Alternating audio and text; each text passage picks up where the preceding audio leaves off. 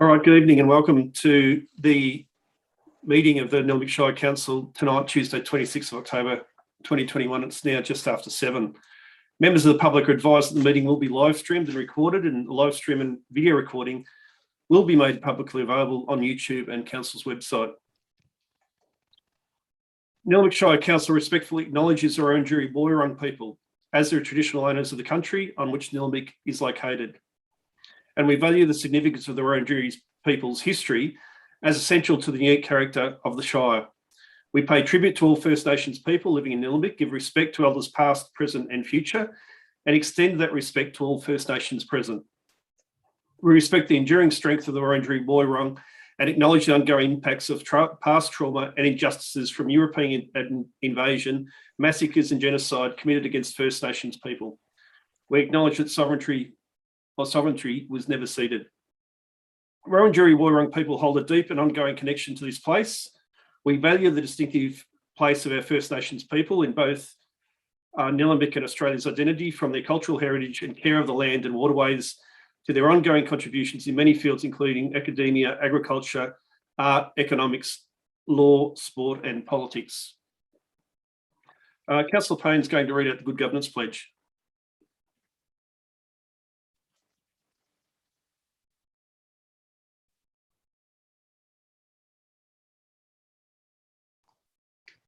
On mute, Councillor Payne.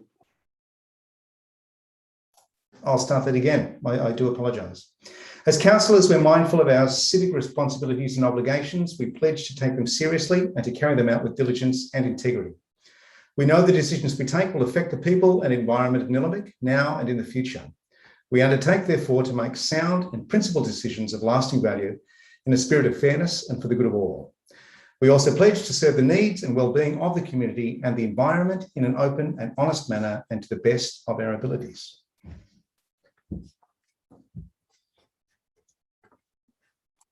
Thank you. I'm about to introduce Pastor Craig Anderson, who's going to do a prayer for us. So we'll hopefully let him into the room. But Craig Anderson is a pastor of the Infinity Church located in South Warang.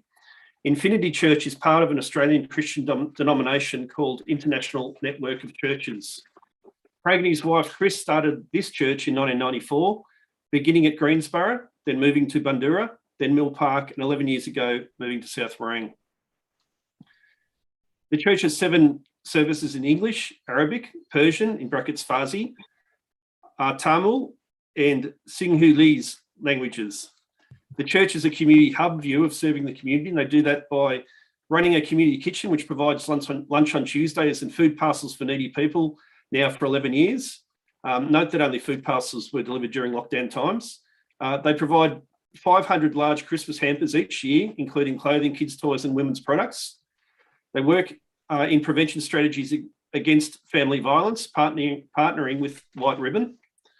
Pastor Craig has been serving as a police chaplain for 16 years now, and also they network with other services in the community to assist people in need.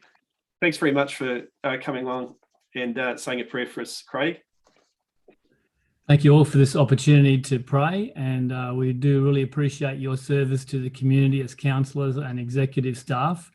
Certainly from a biblical point of view, it's important for us to pray for all of those in authority. So please allow me tonight to offer a prayer for God's blessing upon your work tonight. Our Heavenly Father, we thank you so much that you are the one that gives us grace to achieve all that you've called us to.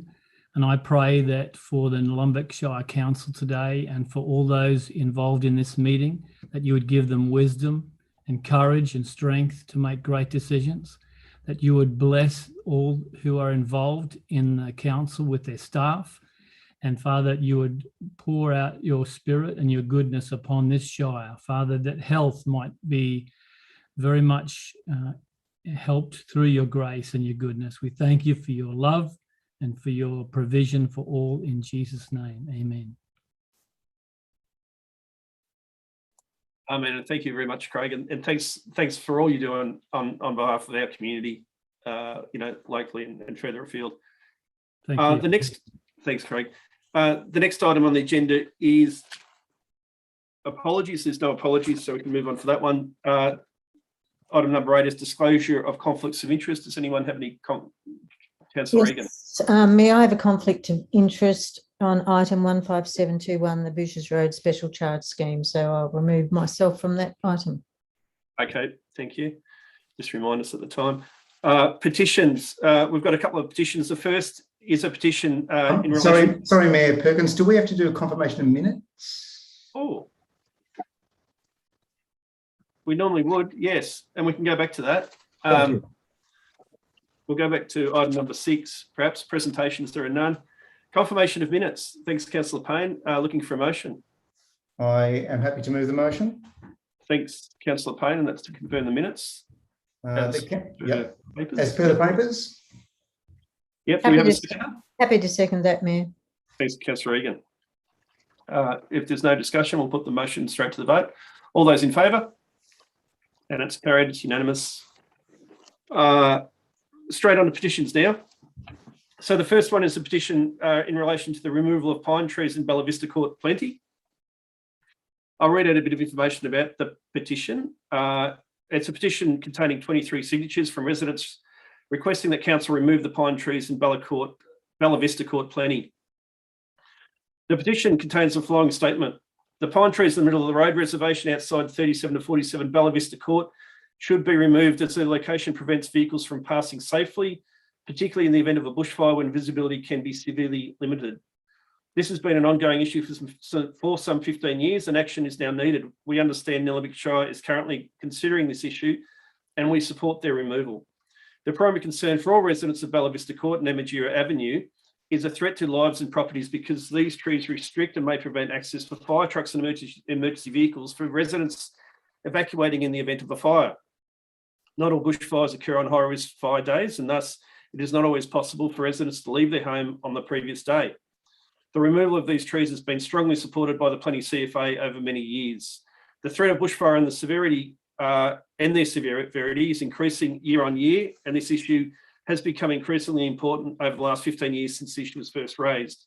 The Plenty CFA and the residents of Bella Vista Court have raised these concerns and requested the removal of these trees repeatedly over the last 10 years, including letters to the Shire and representations to both Shire officers and councillors. It has also been raised regularly at meetings of the Plenty Gorge Precinct Management Committee, and that was previously the Plenty Gorge Fire Management Committee, of which Nilembic is a member, but with no action to date by the Shire. This area is in a high-risk bushfire management overlay zone, BMO. The properties in Bella Vista Court and Yarra Avenue have all the highest features for a bad bushfire scenario, which the CFA confirms to us each year in our community fire guard meetings. Very steep slopes, north-south alignment of the gorge, which means the strong northerly winds on the worst bushfire days blow directly down the gorge, and thick native bush, in brackets conservation zone, with no clearing or backburning of the understory in at least the past 50 years. The residents of Bella Vista Court and Yarra Avenue are very vulnerable should a bushfire approach our properties, and anything which hinders or restricts access for the CFA and emergency vehicles to fight a fire puts both lives and properties at risk. The CFA and residents believe that's exactly what these pine trees do. Although there may be a significant cost to removing the trees, given the risks to human life and property, we believe it is a cost well justified. So looking for a motion. It's Councillor Payne. Yep. Oh, yes, I'm happy to move the motion. Oh, sorry, Councillor Stockman. Sorry. Yeah. Councillor Stockman. Yeah, I'm happy to move the recommendation that Council 1 receives and notes the petition requesting Council remove the pine trees in Bella Vista Court Plenty in accordance with the Governance Rule meeting procedure. 2, refers the petition to the Director of Operations and Infrastructure for investigation and response. And 3, notes that officers will advise the petition organiser and councillors of the outcome. Thank you, Councillor Stockman. Do we have a seconder? Councillor Payne. Councillor Stockman? Yeah, so this is simply an opportunity for us to put in a petition, which will be obviously a lot of community consultation, and then we can just come to the council meeting at a later date.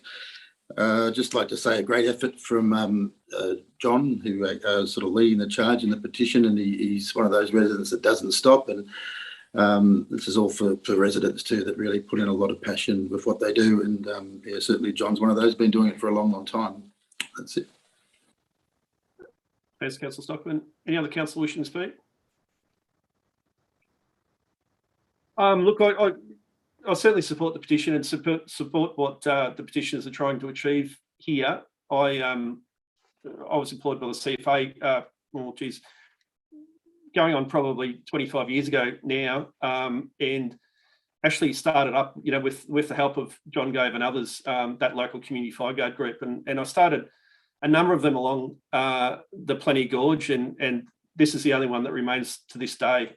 It is an area of very high fire risk. I certainly support John there, and I think at some point, sooner rather than later, those trees do need to be removed, but it's not a cheap thing, and it has to be budgeted for, and we'll hope that it might find its way into the next budget, and there'll be some good news for the residents of Bella Vista and Namatjira. That's not good news for this fire season, unfortunately, and we do acknowledge that John has been working on this in the residents there for a number of years, but we hopefully this petition will help in their endeavours to finally get these trees removed. So with that, if there's no other councillor wishing to speak, I'll put the motion to the vote. All those in favour? And it is carried. It's unanimous. The next is another petition. It's a petition, Save Apollo Parkways Now is the title. And it's a petition containing 1,555 signatures from residents titled Save Apollo Parklands Now. The petition contains the following statement. It says, the Eltham Area Community Hospital will be built in parkland at Civic Drive, Greensborough. This will completely downgrade the amenity of the park and rob the community of vital public open space. We want our community hospital to maximise impact on our community's health and wellbeing, so it needs to be easily accessible by public transport. We need the best possible location for our hospital.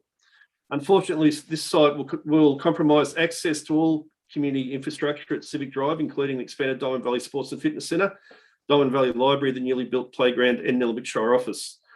This location will create chaos on nearby residential streets as visitors seek to avoid paying for parking. So there's a recommendation there. I'm looking for a motion.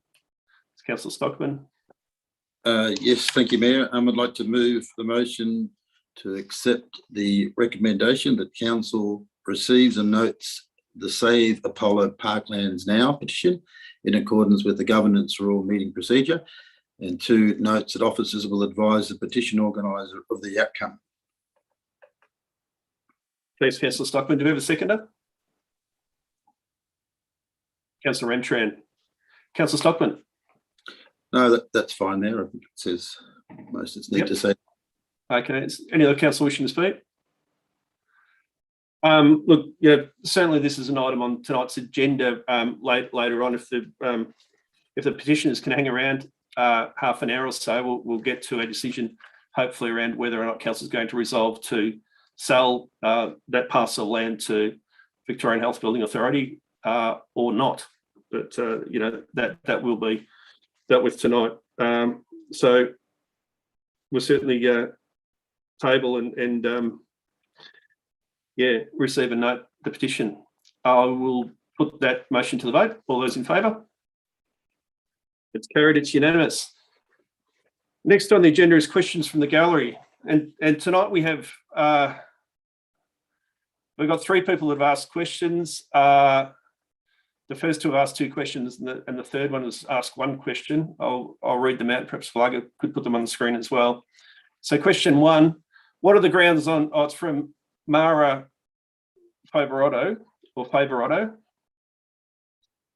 And Mara asks, what are the grounds on which the legal advice is based that indicate that council cannot regulate the use of barbed wire in most circumstances? So council's advice has identified legislation that allows the use of barbed wire as an appropriate means of fencing a parcel of land. Specifically, the Impounding of Livestock Act 1994, which places an onus on landowners adequately containing livestock. The use of barbed wire for fencing in these circumstances is considered reasonable and appropriate. In much the same way, the Building Regulations 2018 reference the use of barbed wire in circumstances where construction sites require secure confinement.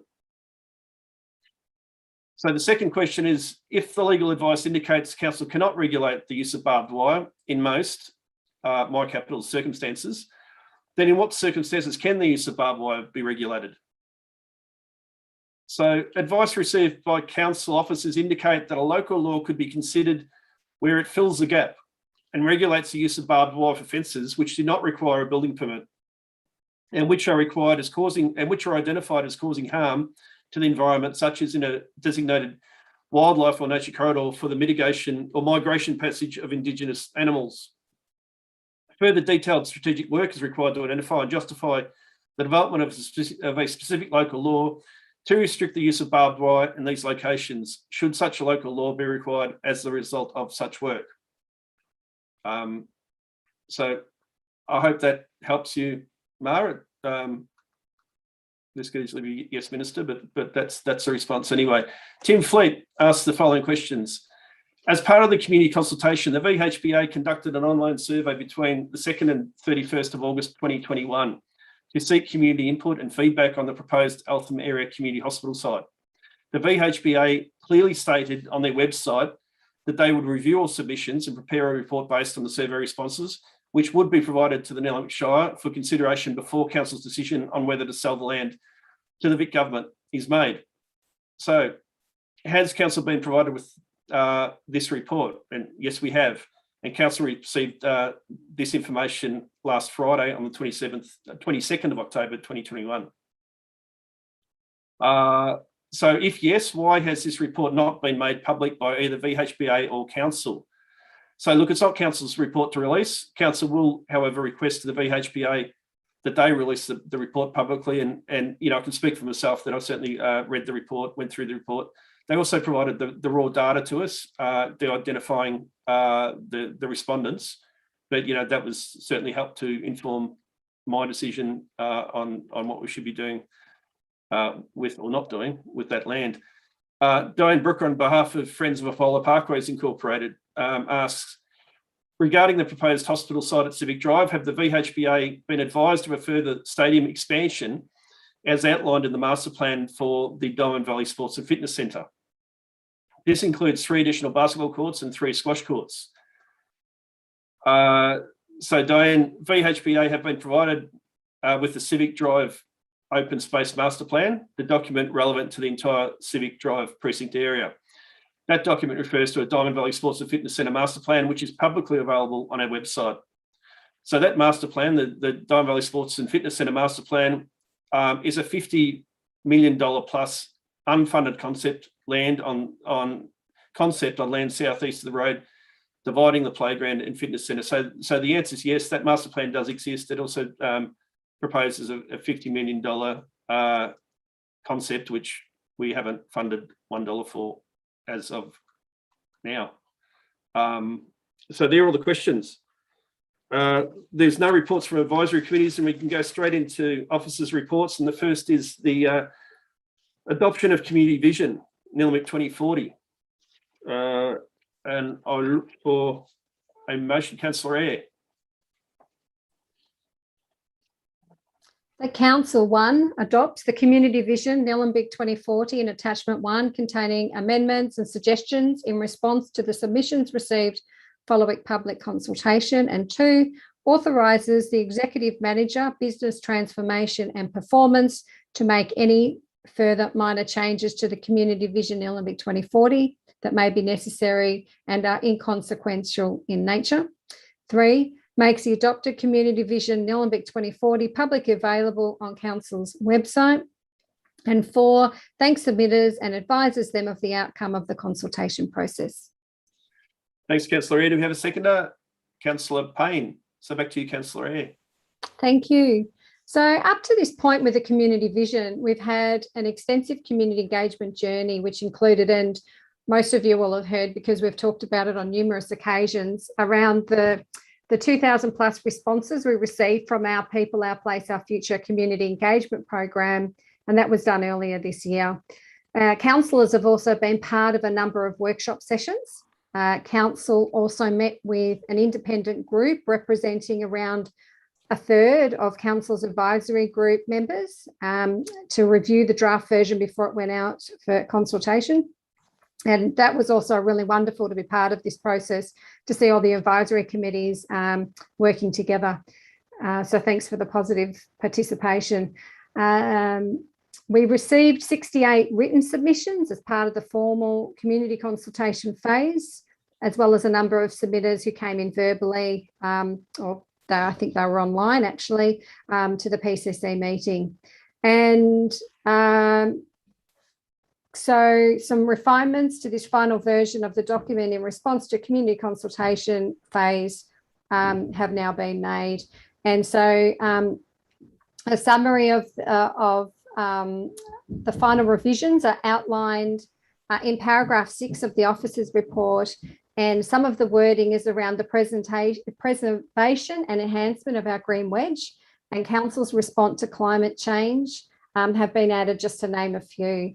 So this community vision will be used to inform future Council strategic budgeting, planning, or strategic planning, service delivery and advocacy, to ensure that Council is acting in the best interests of our community and is advocating to all levels of government and agencies. And that's really important to know, that Council is actually doing that. So we've got partnerships and collaboration will play an important role in achieving Nilembic's community vision, as would be with all our strategic documents. And we'll continue to work with other levels of government, agencies and the community in order to achieve the aspirations outlined in the community vision document. And it's important to note that if Council was working in a silo, nothing would be achieved. And so that's why it's important to have these relationships and working closely with community and stakeholders. So this document's helped to inform and shape a 4-year Council plan. And that is the next agenda item. And with our new Council plan demonstrating alignment back to this document, Council intends to advance the community vision over the next 4 years. And also just to note that a graphic design version will be uploaded onto Council's website soon, I believe in the next day or so. But also wanted to say thanks for all the hard work for all those involved, not only the community, but to all the officers and the advisory committees, councillors, to getting this draft before us today for hopefully approval. Thank you. Thanks, Councillor Eyre. Councillor Payne, do you wish to speak? Just to say, to reiterate Councillor Eyre's comments, and to thank Jeremy Livingston and Yasmin Green and team for both the community vision and Council plan. It's a mountain of work. They've shown incredible patience dealing with submitters and councillors, changing words and basically herding cats. So I commend them and thank them for all the work that they've done. Thanks, Councillor Payne. Any other councillor wishing to speak? I'll put the motion to the vote if that's the case. All those in favour? And it's carried, it's unanimous. The next agenda item, as we move on, is the adoption of Council Plan 21 to 25. Looking for a motion, Councillor Ramcharan. Yes, I'd like to move that Council adopts the Council Plan 2021 to 2025 in Attachment 1, containing amendments and suggestions in response to the submissions received following public consultation. 2, adopts the Annual Action Plan 2021 to 2022 in Attachment 3, and notes that Council will receive quarterly updates on progress of actions in accordance with this plan. 3, authorises the Executive Manager, Business Transformation and Performance to make any further minor changes to the Council plan that may be necessary and are inconsequential in nature. 4, makes the adopted Council Plan 2021 to 2025 and accompanying Annual Action Plan 2021 to 2022 publicly available on Council's website. And 5, thanks submitters and advises them of the outcome of the consultation process. Thanks, Councillor Ramcharan. Do we have a seconder? Councillor Stockman. Back to you, Councillor Ramcharan. Yes, well, I'll try not to repeat too much of what Councillor Eyre said, because I think she really covered it all when she spoke to the vision, and the Council plan and vision were developed together. Really, we had a number of workshops, and each workshop sort of touched on a new iteration of those two documents. I think councillors have worked really well together, and officers have really supported us to make these what they are. In terms of the council plan itself, we released a draft to the community a few months ago, and the overwhelming comment that we received back was that it was too high level. And originally we had gone very high level because we didn't want to lock ourselves out of doing a lot of the things that that we may end up wanting to do that we haven't thought of yet. So it's important to have a high level plan. But I think what the community pointed out to us is that if the plan doesn't go lower level than that, well, then you miss your chance to actually take the things you know you want to do and to put them out there on the agenda and make sure that that stuff's going to happen. So I think that the new plan that we've written, the amendments we've made to the draft, have really honed in on the actions we know we want to do now. It's not an exhaustive list, and there are still the higher level strategies that give us the opportunity to move around and to do other things that may arise in the future. But we have lower level priority actions that really help to set the agenda and set the tone for this council. And I'm really excited now that we're about to pass this plan to actually see how it operates and see the change in the organisation that comes from having a new strategic plan, which officers will be working from. I think it really will make a difference. I don't think it's got everything everybody wanted. There are some things that aren't in there. Some of those things may still end up happening if we get budget. Other things, maybe that's not something that'll be done in this 4-year term. But overall, I'm really pleased with what's gone in there. It's captured almost everything that I wanted. There are a few things that didn't get in there, but you can't have everything. And I'm really pleased with what we've got. And I really hope the other councillors are too, because this is our to-do list for the next 4 years. And what we've put in there will, Councillor Egan is saying 3, but there'll be another council after us that will have this for a year. So it is 4 years, and it's a 4-year to-do list for us and the next council. And I really hope that it puts us in a really positive direction for our community, for the environment, and for the council itself. Thank you. Thanks, Councillor Ramcharan. Councillor Stockman, do you wish to speak? Yes, thank you, Mayor. I'd just like to say very exciting, and just from a councillor's perspective, for those people watching, or certainly from my perspective, it's very, very inclusive. It gives everyone a chance to contribute to it and set some really good goals for the future. Thanks, Councillor Stockman. Any other councillor? Councillor Eyre, followed by Councillor Duffy. Thank you, Mayor. Just following on, I guess, from the previous motion, as well as what Councillor Ramcharan and Stockman was saying, is that we had an extensive community engagement process. We received 91 written submissions. One of the big changes, I suppose, or changes, which you can see, actually they're listed on paragraph 7 of the officer's report. We included the priority actions for the 4 themes, and that's new. We strengthened our wording around climate change and the preservation and enhancement of our green wedge, and also wording around the Wurundjeri Wurrung and all First Nations people have been included throughout the document too. So they're just a few of the key points that have been changed. So you're welcome to have a look at paragraph 7 to see those. And so this is our primary strategic document for our 4 years and outlines our priorities, as Councillor Ramcharan said. And included with this is an annual action plan 2021 to 22 for adoption. It consists of 54 actions and they're aligned to our budget. So I think that's all I need to say. And again, a graphic design version will be put up on our website. Thank you.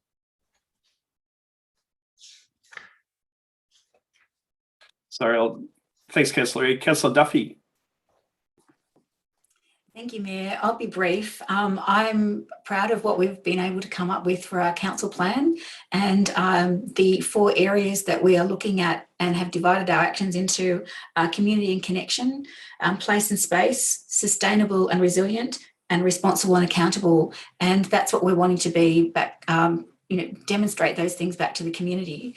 And we did take on board the suggestions for change, which others have gone into, but we really listened to the importance of biodiversity, climate change action, and acknowledgement of First Nations people. So I'm very excited that, we've got a good plan to go ahead, and this plan covers something for everybody, and you'll notice that in the wording and in the actions that are to come over the next 4 years.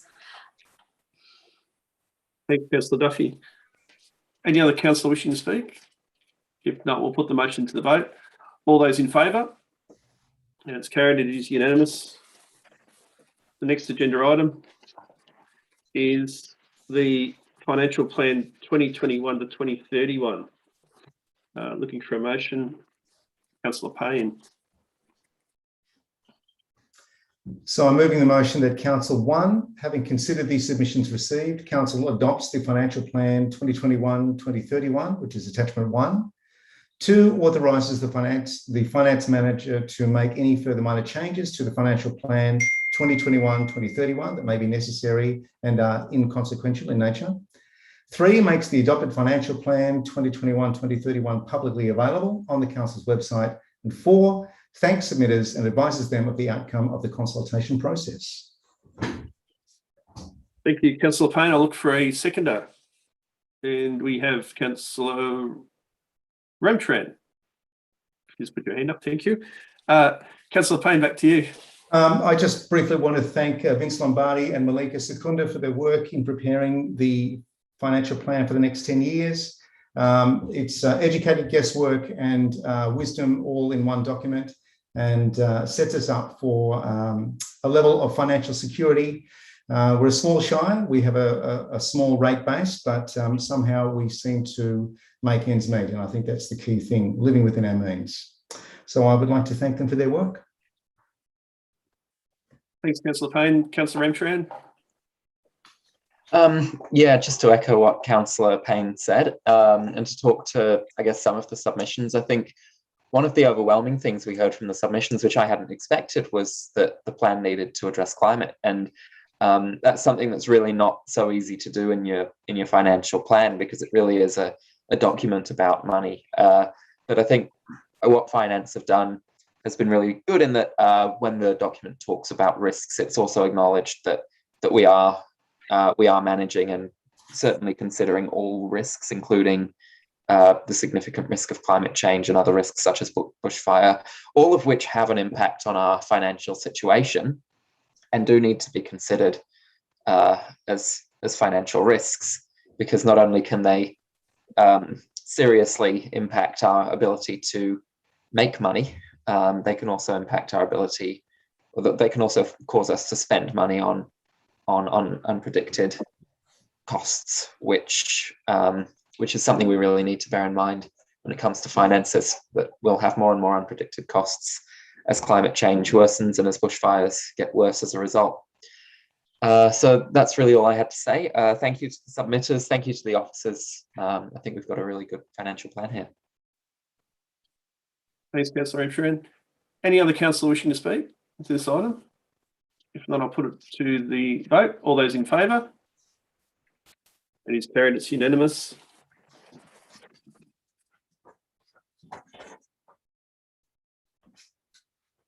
Next item on the agenda is the adoption of Nilembic Health and Wellbeing Plan 2021 to 25. And Councillor Duffy. Yes, I'll move that. Thank you. Okay, so the adoption of the Nilembic Health and Wellbeing Plan 21-2025. Recommendation is that Council adopts the Nilembic Health and Wellbeing Plan for this timeframe. There's an attachment 1. Point 2 notes that the Nilembic Council Community Profile 2021, attachment 2, and the Nilembic Health and Wellbeing Plan 2017 to 2021 review in attachment 3 are also there. Point 3, that Council authorises the Executive Manager of Community Services to make any further minor changes to the plan that may be necessary and are inconsequential in nature. Point 4, makes the adopted plan and accompanying documents publicly available on Council's website, and thanks submitters and advises them of the outcome of the consultation process. Thanks, Councillor Duffy. Do we have a seconder? Councillor Eyre. Back to you, Councillor Duffy. The health and wellbeing plan is a really important one. It affects us all at a personal level. In our plan, there are 6 different priority areas, and that I'll just speak to what they are, because there's so much that can cover this that you can see from the document, those of you who do read it, that it is really extensive, and a lot of work has gone into putting together the content, the strategies, the actions, and the supporting information about the profile of our community. I don't want to talk too much about that. You can peruse that at your own leisure. But in terms of the priority areas, our council is looking at social inclusion and connection as the first priority, or at one of the 6 priorities. Community and climate resilience as a second priority. Gender equity and the prevention of family violence as a third priority. Physical activity as a 4th priority. Food as a 5th priority. And 6th, reducing harm from alcohol and other drugs and gambling. So they're all equally important, and there's a lot of information that you can digest by going through the plan. But I just want to read out our vision for everybody. Our health and wellbeing vision for Nilembic is that everyone in Nilembic is able to achieve mental, physical, social and emotional health and wellbeing. Our community is connected, safe, healthy and engaged, and has equitable access to opportunities, information, resources and services. Everyone is able to thrive through all stages and experiences of life. And this is really important, and I really stand by that and hope that we're able to achieve that. And as someone who has had an unexpected health journey this year, the whole idea of being able to be resilient and bounce back and have community support is so important. Being able to have facilities that you can afford to get to and services that you can afford to use is important. So a lot of effort has gone into this, and we never know when we're going to have ill health. So an aspiration for us all is to achieve wellness, and that's one of the things that we're trying to do as a council. Good health is probably more important than finances. When you have bad health, if you're elderly and you are experiencing what it was like to have nimbleness and to have a whole lot of different things. So at any age, whether you're young, middle age or older, you can experience all of those sorts of things when it comes to health and wellbeing. So, it's a big, broad topic, and I'd just like to stop at that to say I'm proud of the plan that's been put together and thank the officers for the work that they've done in consulting so many different groups in our community to provide input, and very much to the community for adding your opinions and providing your feedback so that this can be the document that it is. And for me, the most important part about our vision, our council plan, our health and wellbeing plan, is that these don't just become documents that are ratified today and that are shelved and they become tokenistic in their efforts. I want us to be a council that really lives and breathes what we say we're going to do, and the meaning behind what we're going to do is to improve the lives of people. And that's kind of why I became a councillor. I want to put community at the heart of what council does, and I hope that what we're able to do through the health and wellbeing plan will achieve that, and the other plans that we've put forward today, including the finance plan. Thanks, Councillor Duffy. Councillor Eyre, do you wish to speak to the motion? Yes, please, I do. Thank you, Mayor. Thank you, Councillor Duffy. You've covered it quite well. I have to remove some of my points now, but I guess I just wanted to say that now more than ever, health and wellbeing is at the forefront of our minds. We're fortunate in Nilembic to experience relatively good health and wellbeing, but the pandemic and climate change are impacting everyone, and some people experience more barriers to good health than others. And in particular, I guess we've got such a large space in Nilembic, but less residents, and with that comes social isolation and so many different things, in addition to other things that are going on for people. So we need to be mindful of that as well. So this plan sets out what we will do to address priorities and reduce inequalities in our community over the next 4 years. And we also know that we can't do this on our own. So we will work closely with partners and community to achieve change. And as I previously mentioned in the other motion, that council can't work successfully in a silo. So we need to work with our partners and utilise their strengths as well, and we'll be more successful that way. And also community have so many valuable experiences and skills. So keeping in mind that we want to definitely work with community. Councillor Duffy talked about the priorities, so I won't cover those again, but I wanted to say thank you to all who provided input, and in particular Health and Wellbeing Advisory Committee, who was reviewing the draft version of this, and our other advisory committees, community organisations, and I guess councillors and council staff. Very important to mention the team that were instrumental in bringing this together, because there were so many community consultations that took place, and it was great.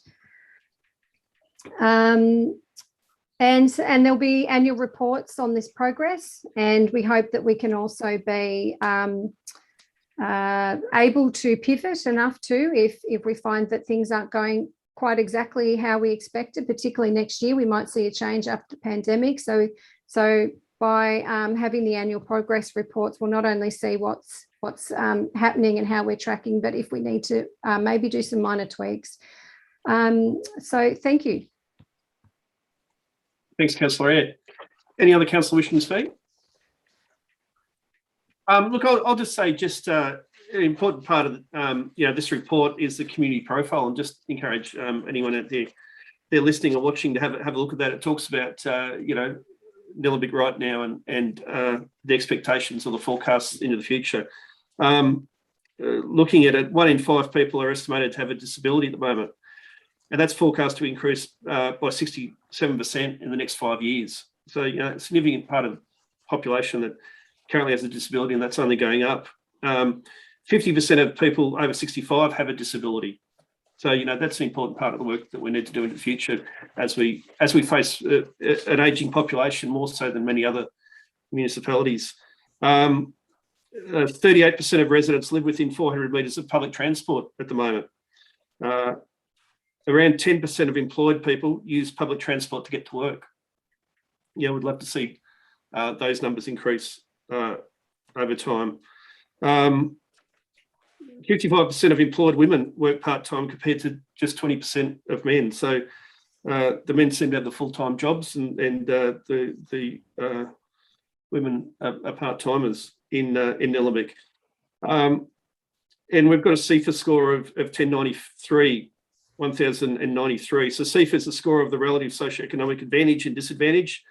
The higher the score, the more advantaged the area. Any score above 1,000 indicates the area is more advantaged than the average. So in 2016, Nilembic was ranked number 76, or 76th highest out of 79 councils. So it's one of our issues in terms of we're very lucky to have not much socioeconomic disadvantage by comparison to other councils, but it of course makes grant funding harder to get, but it makes it a great place to live on the other side of the coin. But noting that it doesn't mean that there isn't areas of disadvantage in Nilembic, and there certainly are, and people who are struggling. So we'll put that motion to the vote. Councillors, all those in favour? And it's carried, it's unanimous. And we're on to the next item, which is the September quarter financial report. And I'm looking for a motion from Councillor Payne. Thanks, Councillor Payne. I just want to move the motion that council receives and notes the financial report for the period ended 31st of September 2021, which is attachment 1. Thank you, Councillor Payne. Do we have a seconder?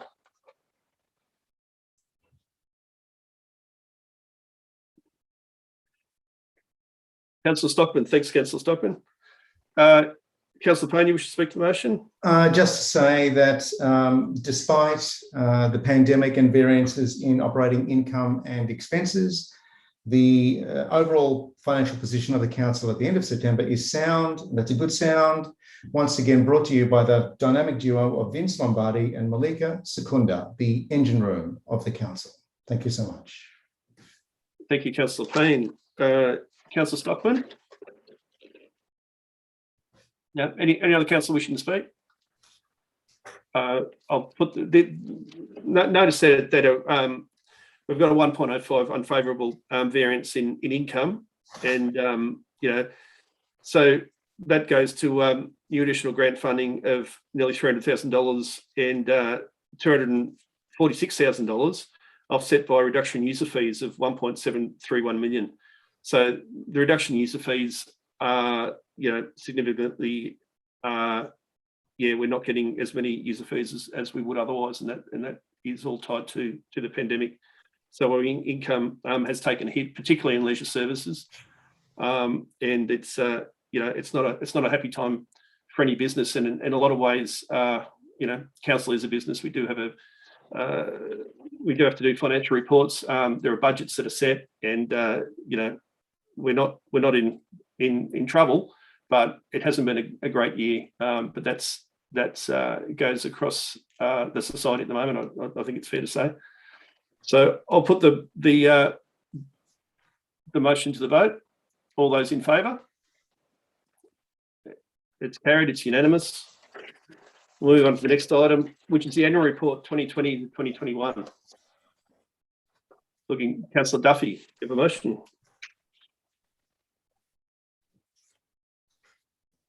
Thank you. For the annual report 2020 to 2021, I'd like to pass the recommendation that council firstly notes the annual report for the period 2020 to 2021, which is in the attachment to the agenda tonight. Secondly, that council notes that the annual report has been submitted to the Minister for Local Government and is presented to council within 1 month of providing the annual report to the Minister for Local Government, satisfying section 134, Part 2A of the Local Government Act 1989 and section 21, Part 1 of the Local Government Planning and Reporting Regulations 2014. Thirdly, that council notes a copy of the annual report was made public for the public inspection, made available for public inspection on council's website 2 weeks prior to this meeting, which complies with section 133, Part 2 of the Act. And fourthly, that council notes a public notice feature in the Age newspaper on the 11th of October 2021, advertising the annual report, will be considered at the council meeting on the 26th of October 2021, today, and where a copy of the report can be obtained compliant with section 134, Part 2B of the Act. Thank you, Councillor Duffy and Councillor Eggins seconding that. Councillor Duffy, back to you. Thank you. I'd like to acknowledge Jeremy Livingston for putting this together with his team. They've done a good job. I think it's a great report, and it's fabulous to be able to look back and see the successes of council. It's nice to be able to have somewhere where we can look and see what were the achievements.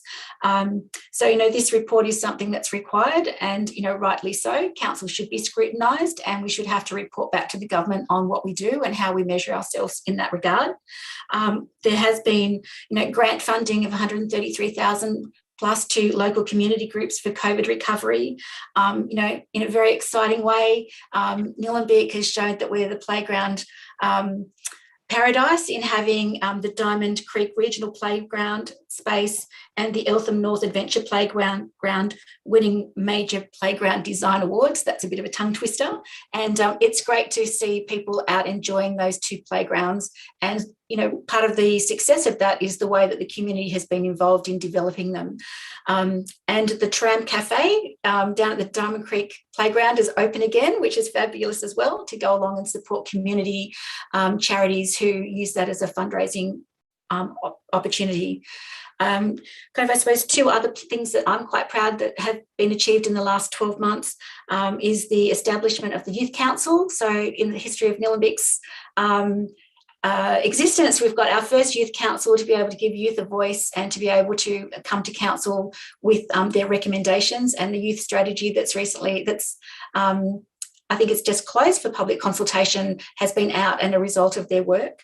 So those 15 young leaders are being able to hone their skills and show young people that, it doesn't matter how old you are, anyone can be a leader. You don't actually need a badge to do that. To look at the motto from Eltham High School there. In terms of capital works, I'm really excited that the Diamond Creek Trail Stage 2 has continued to grow and develop, and that's something that Councillor Egan has passionately fought for in her time on council, and a number of community representatives who've said that it's been 20 years in the making. So it's great to see that happening.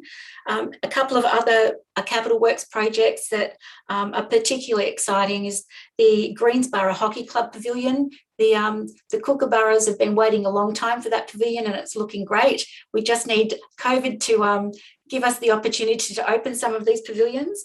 The Diamond Creek Netball Pavilion is another place. So it's great to see these social infrastructure projects coming to the fore so that the community can come together. And when you look at them, and we look back at our health and wellbeing plan and our council plan and our vision, we're really trying to make sure that we are giving people places to celebrate and to thrive and to enjoy living in Nilembic with these things that have happened. So I think that might be enough from me about the annual report. I encourage people to go to the website and have a look at it.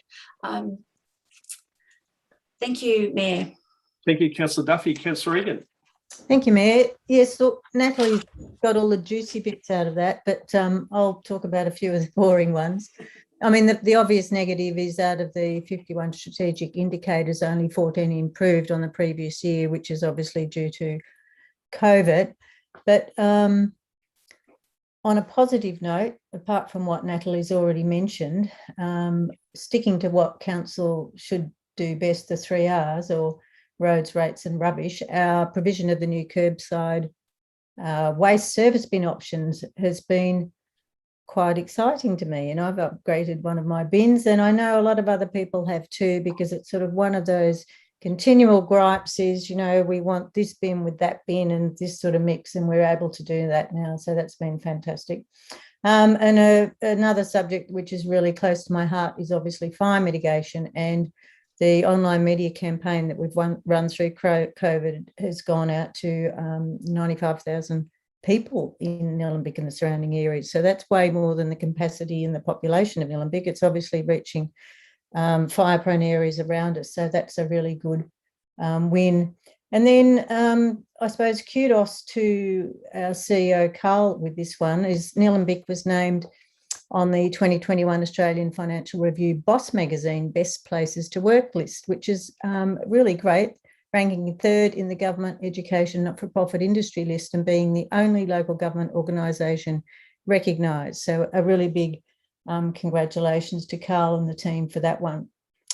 We were also the best council in the local government sector and 10th out of 195 organisations overall, with the customer service benchmarking assessment, which is our mystery shopping program. So Carl and the staff are doing something right there. I think the only other thing I wanted to mention was council was also a joint winner for the Innovation Metro Award at the 2020 Cities Power Partnership National Climate Awards for the hybrid solar battery off-grid initiative at the Community Bank Stadium in Diamond Creek. And that was really exciting when we opened that last term. The Mayor was there at that, and to see what they've done out the back of that particular building and on the roof is quite inspiring and really, I suppose, fitting in with all of our new policies in terms of climate action and sustainability, et cetera, et cetera. So finally, the one thing I did want to mention is Danielle Farland and her team, and in EcoDev, the Shop Local campaigns have been absolutely amazing through COVID. And also we've completed year 3 of the Yarra Ranges Tourism Partnership. And both of those really, really important to post-COVID recovery. So congratulations to the team led by Jeremy for all of this, but it's really something that the entire council staff has been responsible for in one way or another. And I'll be interested to see, Jeremy, whether we win the best report for Victoria. We've been pretty close. You'll have to I think, Peter, didn't we come second or third last year? We were aiming for first this year. I think so. I think we've done fairly well. Yeah. Yeah, so I'll be really interested to see how we do with that, Jeremy. So keep your fingers crossed. So thank you, everybody, for letting me go over time. You're welcome. Any other councillor wishing to speak? Councillor Eyre. Thanks, Mayor. I've cut quite a bit out of mine because everyone else has said it, but I thought that this was interesting. A lot of people may not be aware, but each year the council administration prepares this annual report as required by the Local Government Act. And so the 2020 to 21 financial year annual report is currently being presented here for noting, but it's following its submission to the Minister for Local Government earlier this month. So it's with the Minister. Not everyone might realise that. And it's the highest level reporting document to our community and stakeholders. So it allows everyone to have a good overview of what's been happening over the last year. That's all I needed to say. Thank you. Thank you, Councillor Eyre. Any other councillor?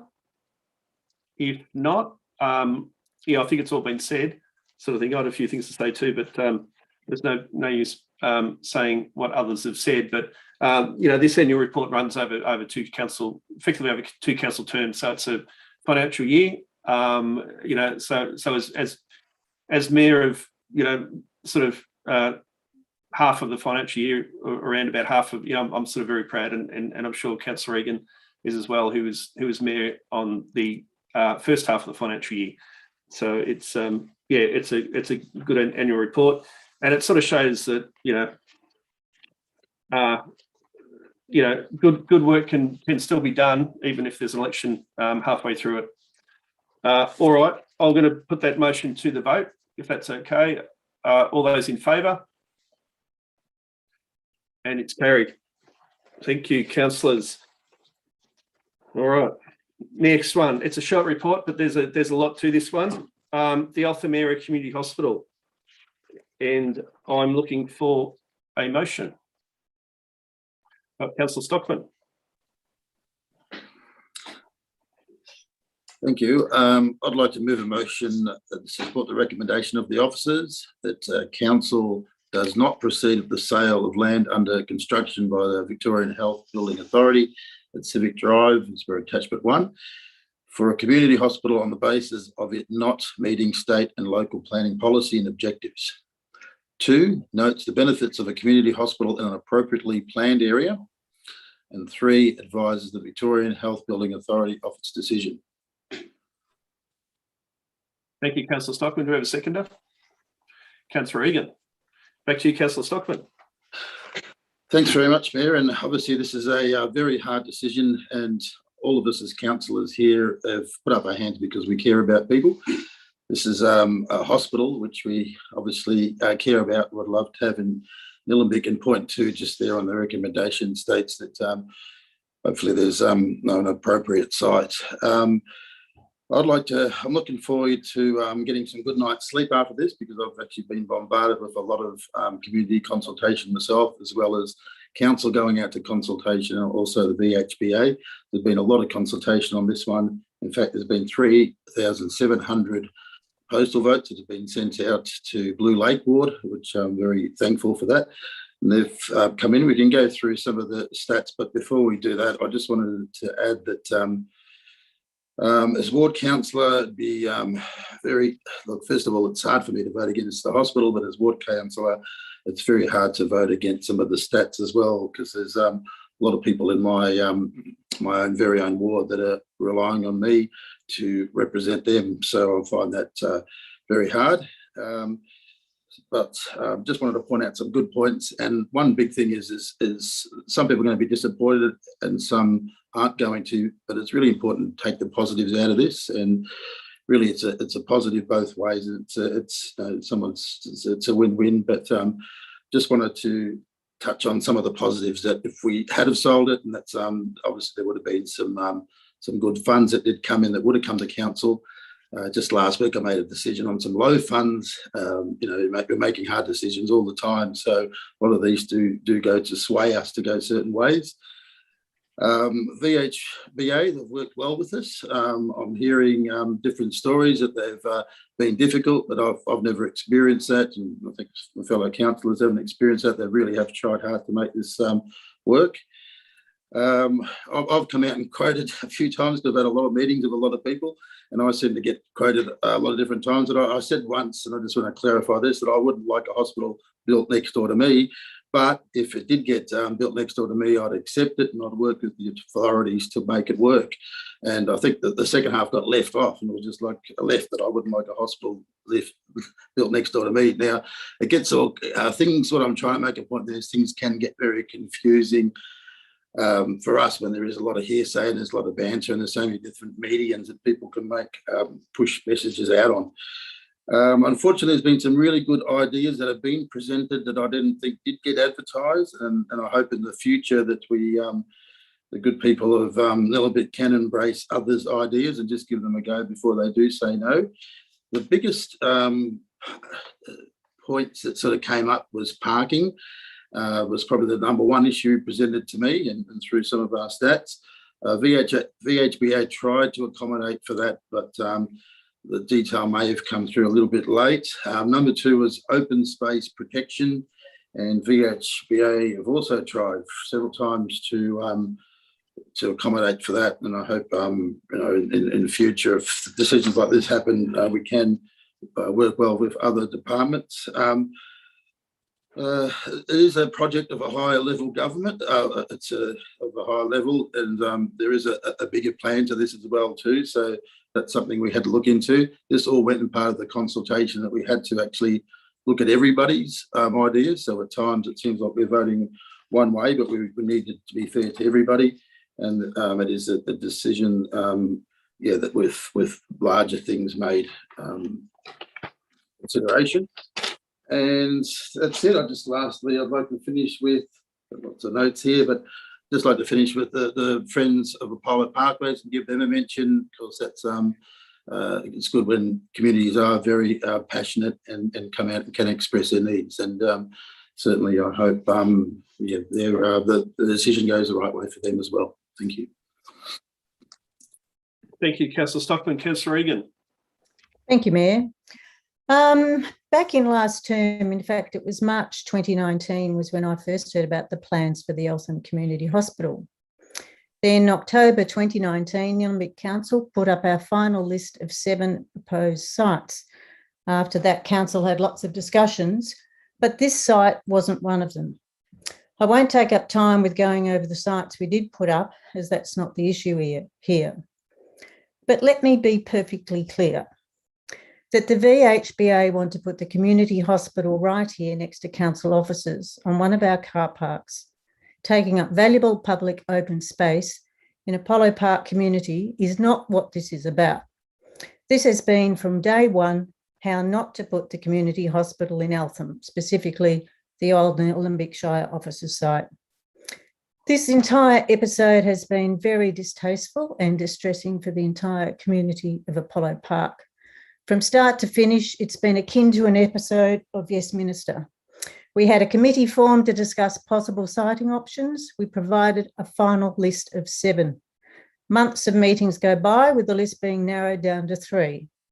This was presented to the VHBA. Then totally out of the blue, months later, we're presented with a fait accompli with a new site, which has never been discussed with council, never been discussed by the committees, nor has there been any consultation with the residents. Never. Until after the decision was made. And why is that? Quite simple. The state government received so much flack regarding the Fitzsimmons roundabout debacle by totally disregarding locals' opinions that the thought of having to deal with another government take over in the form of a hospital on the sacrosanct Old Shire officer site in Eltham was simply too much to bear. It was said very recently, we can't possibly lose any of the public open space in Eltham and put the hospital there, even though it's only a car park. But they're quite happy for the Apollo Park residents to lose the only open space they have, even though it is only a car park. From the outset, VHBA had certain criteria for the hospital site. That specific criteria does not apply to this site at all, with the exception of being near a library. The staff's recommendation sets out its reasons for saying no to the sale perfectly. Apart from not conforming to the state's own planning scheme, the main issues are the site is not in an activity centre by any stretch of the imagination.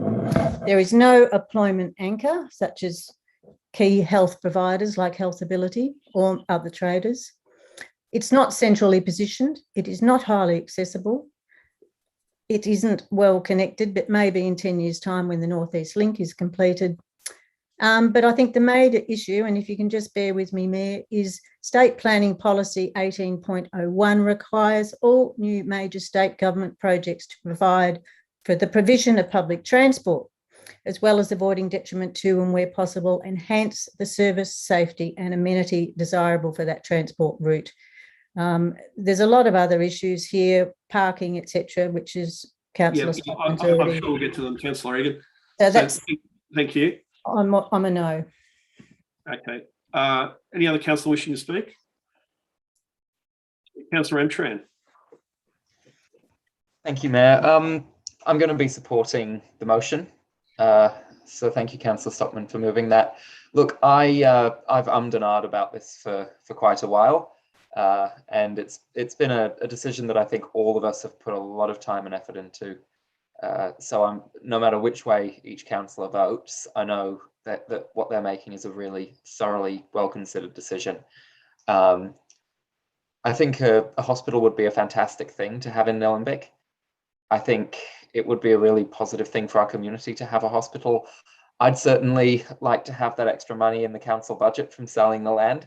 There are a whole lot of reasons why I would love to sell this land and make sure the hospital goes ahead. But at the end of the day, it comes down to the community. And as a councillor, my job is to represent the whole Nilembic community and do the right thing by everybody in the Shire. I've never seen such a conclusive result from a community consultation as the one we did for this hospital.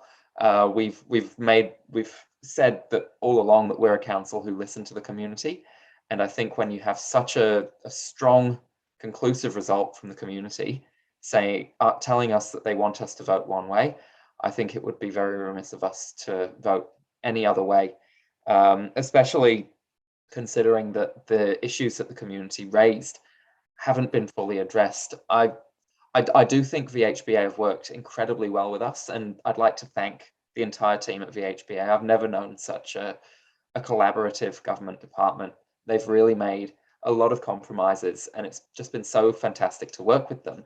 But at the end of the day, they haven't been able to give the detail and the certainty that I need to make the decision to sell the hospital. So I can't sell the land knowing that there's a chance, or a high chance really, that it will cause traffic catastrophe for the local community, that there's a high chance that parking will be a huge issue. We could see people trying to get to our library and not being able to park at a library, where that's one of the places in Nilembic that we really want people to be able to park at easily and for free, and to have that being put at risk by a hospital with no real certainty into the long term that land, that the parking will be protected, that we won't see huge traffic. I mean, a couple of months ago, we passed a motion to look into the traffic issues at that roundabout in Greensborough, and now we're talking about putting a hospital there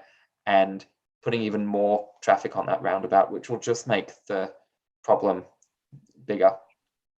So it's a real shame that I can't support this motion. I really wanted to, and I've really tried to get as much information as I can and to justify a yes decision to selling the land, but I just haven't been able to do it, and it's not something that I could do to the Apollo Parkways community. So that's why I'll be supporting the motion not to sell. Thank you. Thank you, Councillor Entran. Councillor Duffy. Thank you. Just unmuting myself there. Keep forgetting to do that. Keeping community land in community hands is important to me. As some of you may recall, I was against the previous council's attempt to sell off 17 community reserves for profit in 2018. This situation is very different. To sell council land for a community hospital is very different. I would like to thank the community for sharing their views, and to the VHBA, I'd like to thank them for the work they've put into this project and the vision for what Apollo Parkways could be as a recreation and wellness precinct. I support a community hospital in Nilembic. Essentially, this would be a boutique-size hospital. Some might even say a glorified medical centre, but it's a community facility surrounded by parkland. And we get to work with the hospital, the VHBA and the Austin Health to work out what actually is going to go there. I've listened to the community intently regarding their concerns and spoken with a number of executives from the VHBA directly about these concerns, and I'm satisfied that the VHBA will work with integrity to achieve a great outcome for the people of Nilembic. So the VHBA have indicated in writing that the precinct parking would remain free. They've indicated that precinct parking capacity would significantly increase beyond the needs of the hospital so as to provide a surplus of 285 car spots for the users of the sports centre, the library, the school. They've factored in public transport infrastructure for dedicated bus services and will undertake a robust traffic assessment to ensure ease of traffic movement and pedestrian safety, which I know is really important as I've spoken to the principal of the Apollo Parkways Primary School. Should council enter into a sale, the next step would be a detailed design phase with the community and major stakeholders being part of that consultative community committee to determine the architect brief that would ensure this hospital works for us and sits beautifully into the landscape. In my conversations with VHBA, I've relayed how passionate our community is about open space. VHBA have said that they're willing to consider a rooftop garden on the hospital like they've done at the Bendigo Hospital to provide additional community outdoor space. Imagine the views on a Saturday night. They're also willing to look at subterranean car parking with grassy parkland over the top and ways to improve the appeal for local residents of the current open space that we have. I've looked at this proposal wearing my 5 community hats and see great synergy with the hospital in this location and its many benefits. As a member of a basketball community, how great to have a hospital for injuries during comp. As a board member on the Yarra Plenty Regional Libraries, how great to have outreach programs like story times to patients. As a parent of school kids and a past PFA president, how great to have a hospital for broken arms from a fall right next door, as in the case for Kilmore and Seymour, where those hospitals are right next door to a primary school. As a councillor wanting to make the best decisions for everyone in our shire, how great to have a hospital for our community and the estimated hundreds of millions of dollars of finances that would come from this sale that could be used for community good, like the $50 million investment that could fund the expansion of the Diamond Valley Sports and Fitness Centre. This is a once-off opportunity. And lastly, as an unexpected breast cancer patient, how great would it have been if I could have done my chemo locally? I've had to travel into the city, and at the end of my chemo, I sit on the footpath, a step on the gutter, right, waiting for my lift to return me home. Instead, if I had had my chemo, which is one of the proposed services at this hospital here in Nilembic, I could have, at the end of my chemo treatment, I could sit on a park bench overlooking the park, waiting for my lift home. You know, for me, this is about wellness, and I'm very committed to the community, and I want to make sure I make good community decisions. And community is at the heart of my decision making. Thanks, Councillor Duffy. Thanks very much. Any other councillor wishing to speak? Councillor Eyre. Thanks, the Mayor. Let me start by foreshadowing that should the current motion be lost, I would move an alternate motion supporting a sale of land. Firstly, can I thank everyone from across our community who has taken the time to contact me about this issue. Thank you for all your passion and for your ideas. When we think about all the council does for and with our community, we need to consider the newly adopted council plan, the vision, and importantly, the health and wellbeing plan. Through these strategic documents, we've made a commitment to supporting good health and wellbeing outcomes for our community and encouraging employment opportunities through EcoDev. We recognise the challenges facing our community and the need for local services, particularly mental health support, as we've come through this pandemic. Our residents shouldn't have to travel far for medical services. They should be accessible and nearby where possible. A community hospital would support this. I feel from the beginning we've had a tough job to support the notion of a community hospital. It is unfortunate that our capacity to have a respectful discussion and hear community views on this issue has been impacted by the reliance of online engagement through lockdown, including not being able to have the VHBA conduct its 3 in-person consultations and having to move to an online forum. It's unfortunate that we've also seen leaked information and misrepresentation or misunderstanding of what a community hospital is and the services that would be available, including much needed services for people with drug and alcohol issues or mental health concerns. On the issue of traffic, I drove through Civic Drive every day for 5 years when I worked for council, and I do understand the need to address congestion. I believe that this project would deliver additional parking to ensure the needs of the area are covered, including additional spaces for 3 new basketball courts at the stadium. Council hasn't added additional parking for that project, but the hospital will. For me, this has not been about Eltham versus Apollo Parkways. This has been the option presented to us, and so this is the decision I'm basing it on. In my conversation with VHBA representatives, they've said that they want a positive outcome for the community to come from the hospital project. They are committed to increasing car parking and accessible pedestrian paths to get to and around the precinct.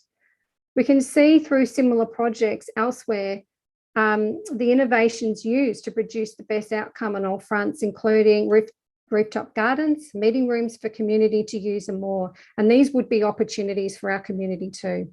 My view is that we can keep the same amount of open space by building the hospital solely on the existing car park. And this would then, I hope, be a win-win for all our community. Thank you. Thank you, Councillor Eyre. Any other councillor? Councillor Payne. Yes, I just wanted to say that the VHBA have been as direct and forthcoming as they can be. I think given the circumstances, they have 10 community hospitals to build. I think they've got locations for 8 of those 10, and delivering those hospitals is a tricky job. And given the fact that there was a built form scope that they couldn't explain, I think they've been incredibly accommodating. The survey results were pretty consistent that most people do want a community hospital. The question of where is the key issue. And our own survey results show that the closer we got to Apollo Parkways, the more concerned residents became at the effect it would have in their residential area. What started out as the Eltham Community Area Hospital seems to have morphed into the Greensborough Area Community Hospital. And I think that's a key issue here. The decision was made at the state level, and VHBA have been doing their utmost to make it work in a very congested and contested site. We've got a brand new sports complex about to open up. We've got the library that's been refurbished. We've got Whittingham Circuit, which we've just sold. This is a busy area, and the construction alone would clog up the whole site for many years. So I believe Civic Drive is full, and I do look forward to the possibility of an Eltham area community hospital sometime in the Eltham area. So I support the motion that we do not sell the land. Thank you, Councillor Payne. I believe everyone's spoken. I might just say a few words just to sum up and some of my views as well. The last council, so this is my 4th council, certainly a process that dominated the first year or two, and in the eyes of the community, certainly destroyed the last council, destroyed the possibility of many of the councillors on the last council from being re-elected, and that was the proposed sale of 17 reserves in largely in Eltham. You know, there was some in Apollo Park, or some in Blue Lake Ward. There was one in my ward, but they were largely in Eltham. You know, to state that that process was very different to this process, I have to disagree with. The people in Frank Street, Eltham, in Councillor Eyre's ward, certainly opposed vigorously a plan to sell land that is a park. You know, it's owned public park and recreation, exactly the same as this piece of land adjacent to Civic Drive. It was vigorously opposed, and the council never really got to live that decision down. You know, it was a shocker. We should not have gone there, and I'm very proud that it looks like this council is not treading down that path again.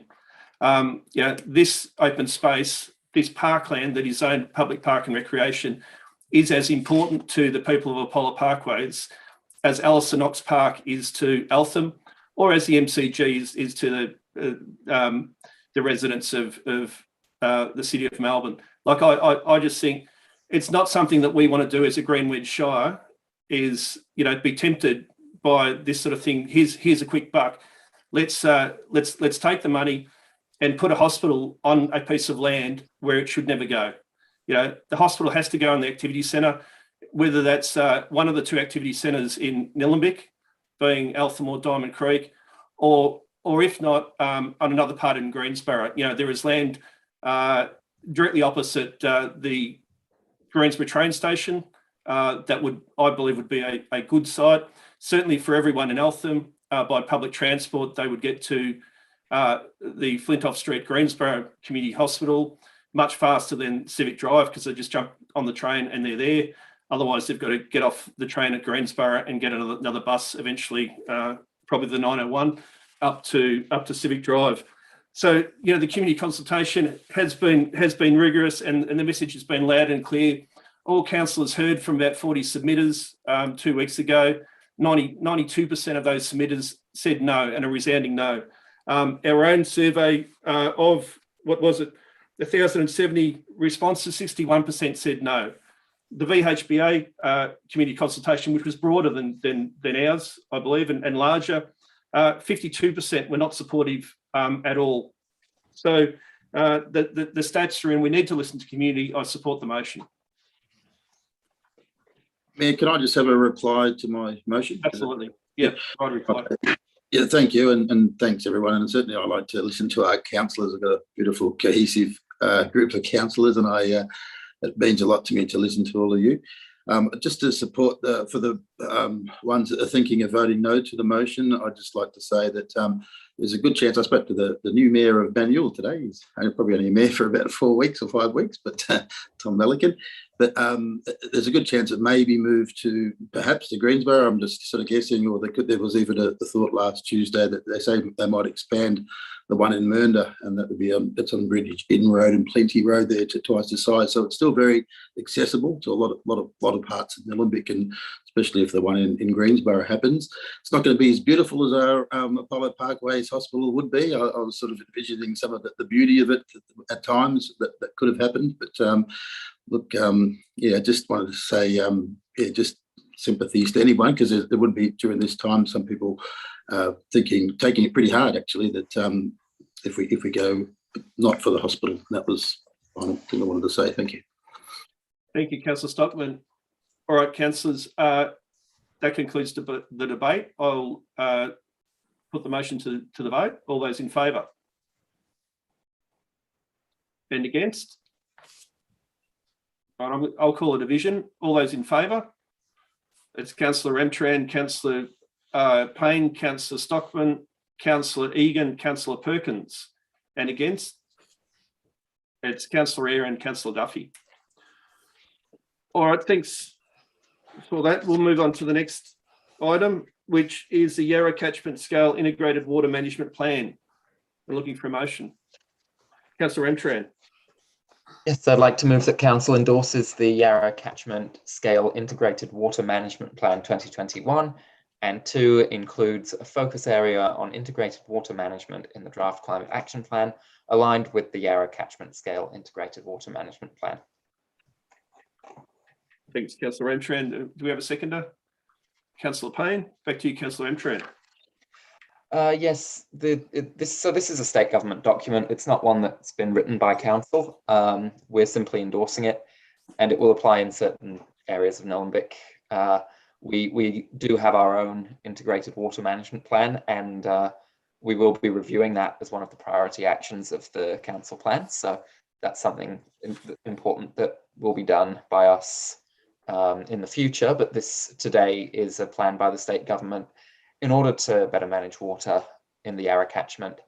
I think it's also really positive that officers have recommended that we include a focus on this in the climate action plan, because water is going to be a very important consideration under the as part of climate going forwards, especially the potential for us to experience worse droughts and even run out of water in the future if we don't manage it well.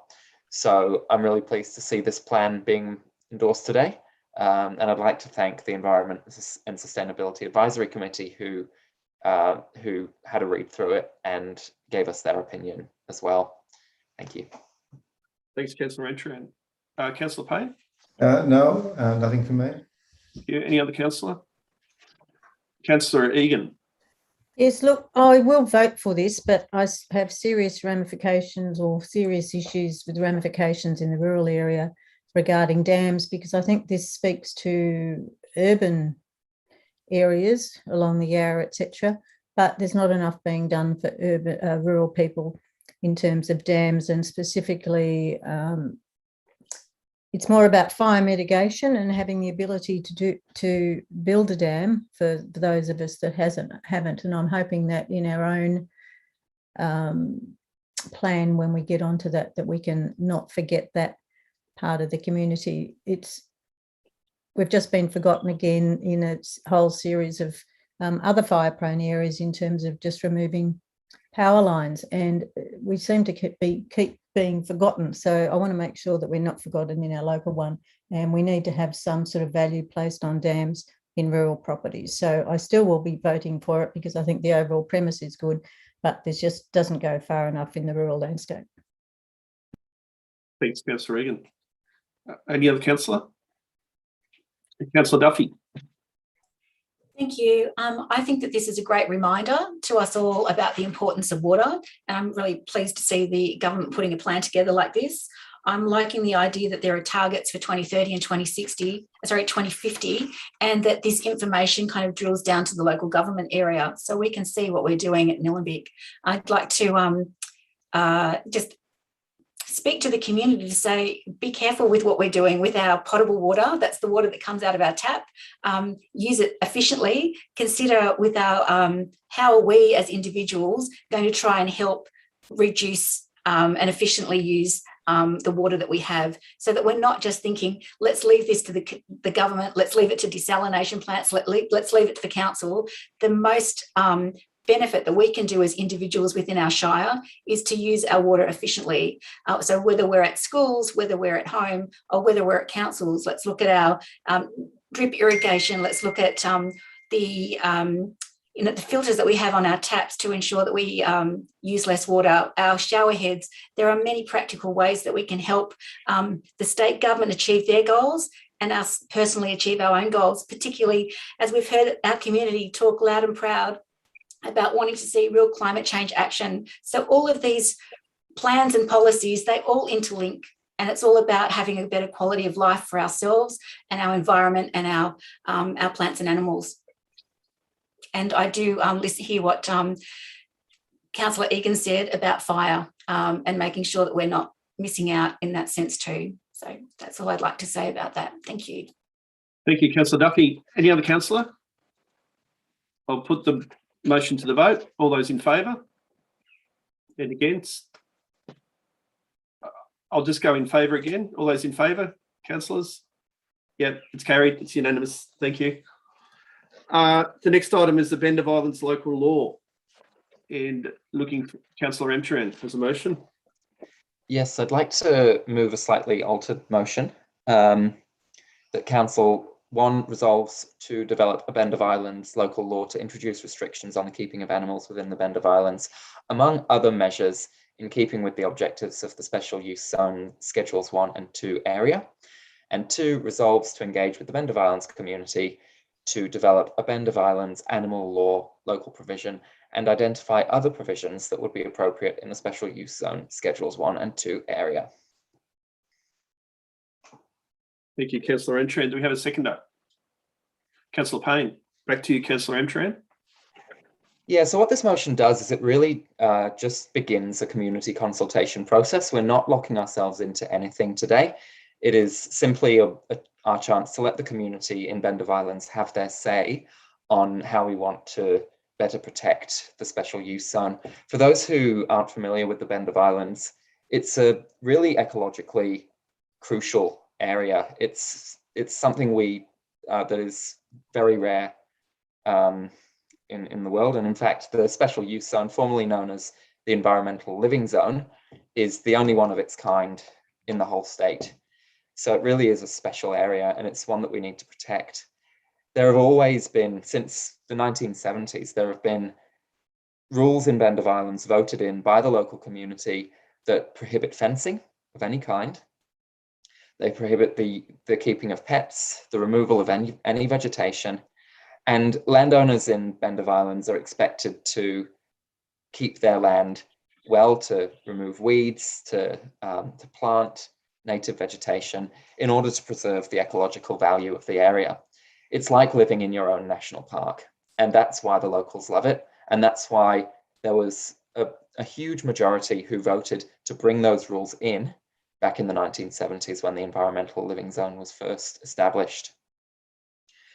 The problem we have today is legal advice that's only recently been received by council has pointed to the fact that there is a loophole in the planning provisions that means that some houses in Bend of Islands are actually allowed to keep a pet, whereas in the past, it's always been assumed that they weren't.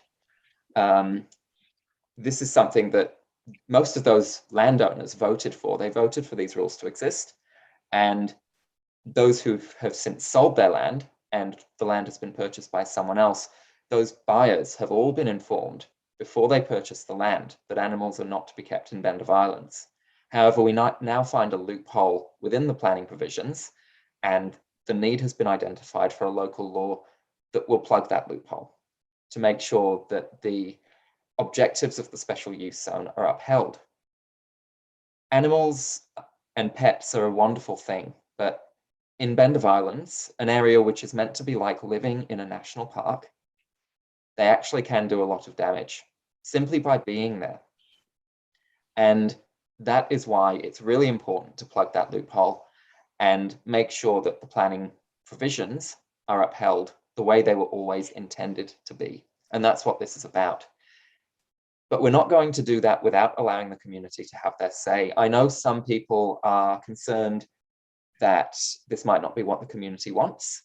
I certainly know the Bend of Islands community very well. They're in my ward. I meet with them regularly and speak to many people from Bend of Islands on the phone on a regular basis. They're a very active and engaged community. And what I've heard from them is that they want us to tighten this up and to close this loophole. We're now going to hear from them formally. And I know we're a council that listens to the community. And that's why I think it's really important that we move ahead today with this and open up the consultation process to let the community have their say. So that's what this is about. In terms of the small modifications that I've made to the motion, this really just widens the scope of the community consultation so we can enable the community to have a really proper say on what they want to see in Bend of Islands. It gives them the opportunity to suggest other local laws that they may want us to introduce. Once again, it doesn't lock us into introducing anything. And if we do hear from the community, and I don't expect we will, but if we do hear from the community that they don't want us to close up this loophole and that they don't want us to introduce any further local laws, well then I'm sure this is a process that we will abandon. But from what I know of the Bend of Islands community, I'm quite confident that this is something they'll be really pleased with, and we'll have some really interesting input from that community. I know this isn't something we'd do anywhere else in the Shire. It's not something you'd just do anywhere, but Bend of Islands is a really special place. It's worthy of our protection. It's one of the most ecologically valuable areas in the whole of metropolitan Melbourne. And as a council that wants to listen to the community and protect our green wedge, I think it's vitally important that we move ahead today and begin this consultation with the community so we can get the best outcome possible for the environmental living zone. Thank you. Thanks, Councillor Antrim. Councillor Payne, do you have to speak to the motion? I just wanted to add to Councillor Antrim's statement that living under these conditions takes a real commitment to the environment. This is not an easy option for those residents that live there. They have to stay committed. and they're prepared to live by those rules. And this is very much a special case. They're in a national park. And I know that many people will object to the idea that an as of right use is infringed.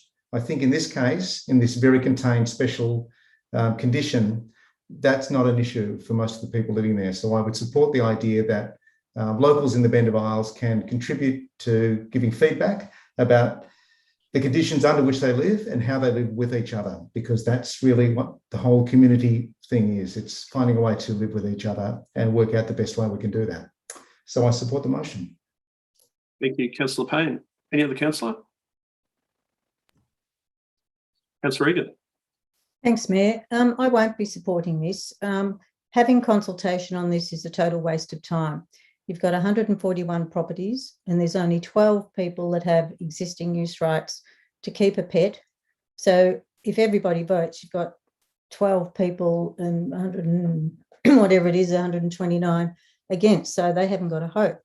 I don't see what's wrong with letting those 12 people continue with their existing use rights.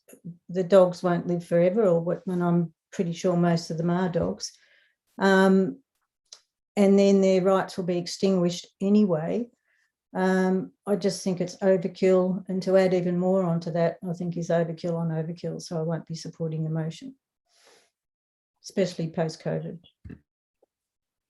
Thank you, Councillor Egan. Any other councillor? Councillor Stockman.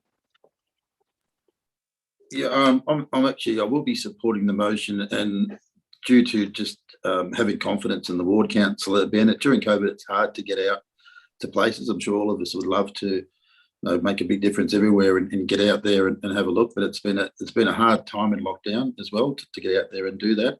But obviously, you've got my full confidence that you know what's happening there. Thank you. Any other councillor? I'll just say a few words. I certainly don't support this motion. It's sort of unclear to me in terms of how many properties are affected, because the legal advice speaks to potentially those people that we've told them they don't have existing use rights might still actually have existing use rights. So that could be up to, there were 65 properties within the area that were developed with a dwelling in 1981, which basically potentially have existing use rights. So this planning scheme control came in 1982. So effectively, if you were living on the property at that time, whether you agreed to this planning restriction or not that was brought in 1982, it didn't apply to your property, because you knew that your property was going to benefit for existing use rights, for at least the life of the animal, possibly longer. We're now being told the existing use rights might actually exist to this day for all of those 65 properties. So, my calculations is, potentially up to 46% of the properties in the Bend of Isles there's an argument they've still got existing use rights, so they could have a pet. I don't support a local law that bans people from keeping a pet, basically. So I don't support this motion. The loophole is the fact that existing use rights exist. They exist right across Nilembic and right across Victoria and across Australia. What this local law tries to do is extinguish that existing use right en masse. Of course, the people who are controlled by the current planning restriction are probably going to support this local law because there's no harm or detriment.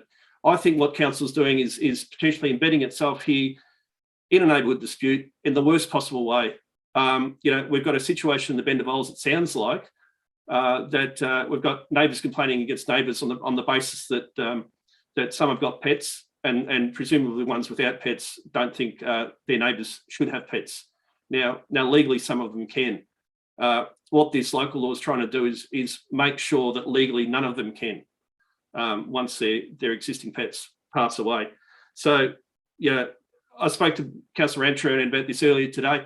I'm not going to support the motion tonight because I'm not going to support it later on, and I think it's a waste of officer time and resources and community consultation to even venture down this path, because I don't want to see this as a precedent for how we extinguish existing use rights across Nilembic or anywhere else. I don't think a local law is the appropriate mechanism it might make the job easier for officers to enforce the planning scheme, but I don't think it's the process that we should undertake.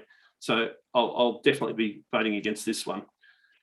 And we'll get the right of Councillor Duffy. Had you already spoken? No, I haven't spoken. And I was just wanting to ask a question through the chair. I'm wanting to clarify, because I've gotten a little bit confused with the debate that's happened. With this, does the pet ownership right expire when a pet dies? So at the moment, well, Councillor Duffy, I'll just see if I can get the Rosa up to be able to hear your question and hopefully respond to it. Is the planning manager there?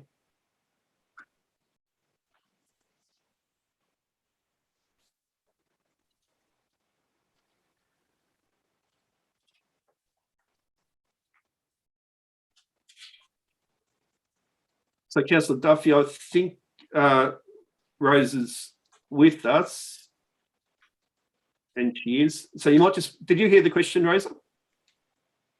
No, we'll go again, Councillor Duffy. Thank you, Rosa. I've just gotten myself a little bit confused with what's happening here in the interpretation of this law. I'm just wanting to make sure with the existing rights, if I have pet ownership at the moment in Bend of Islands, when that pet dies, does my right to have a replacement pet, is that extinguished at the moment, or does that continue on? So when my pet dies, does that mean my right to have the pet, a replacement pet, ceases? At the moment, yeah.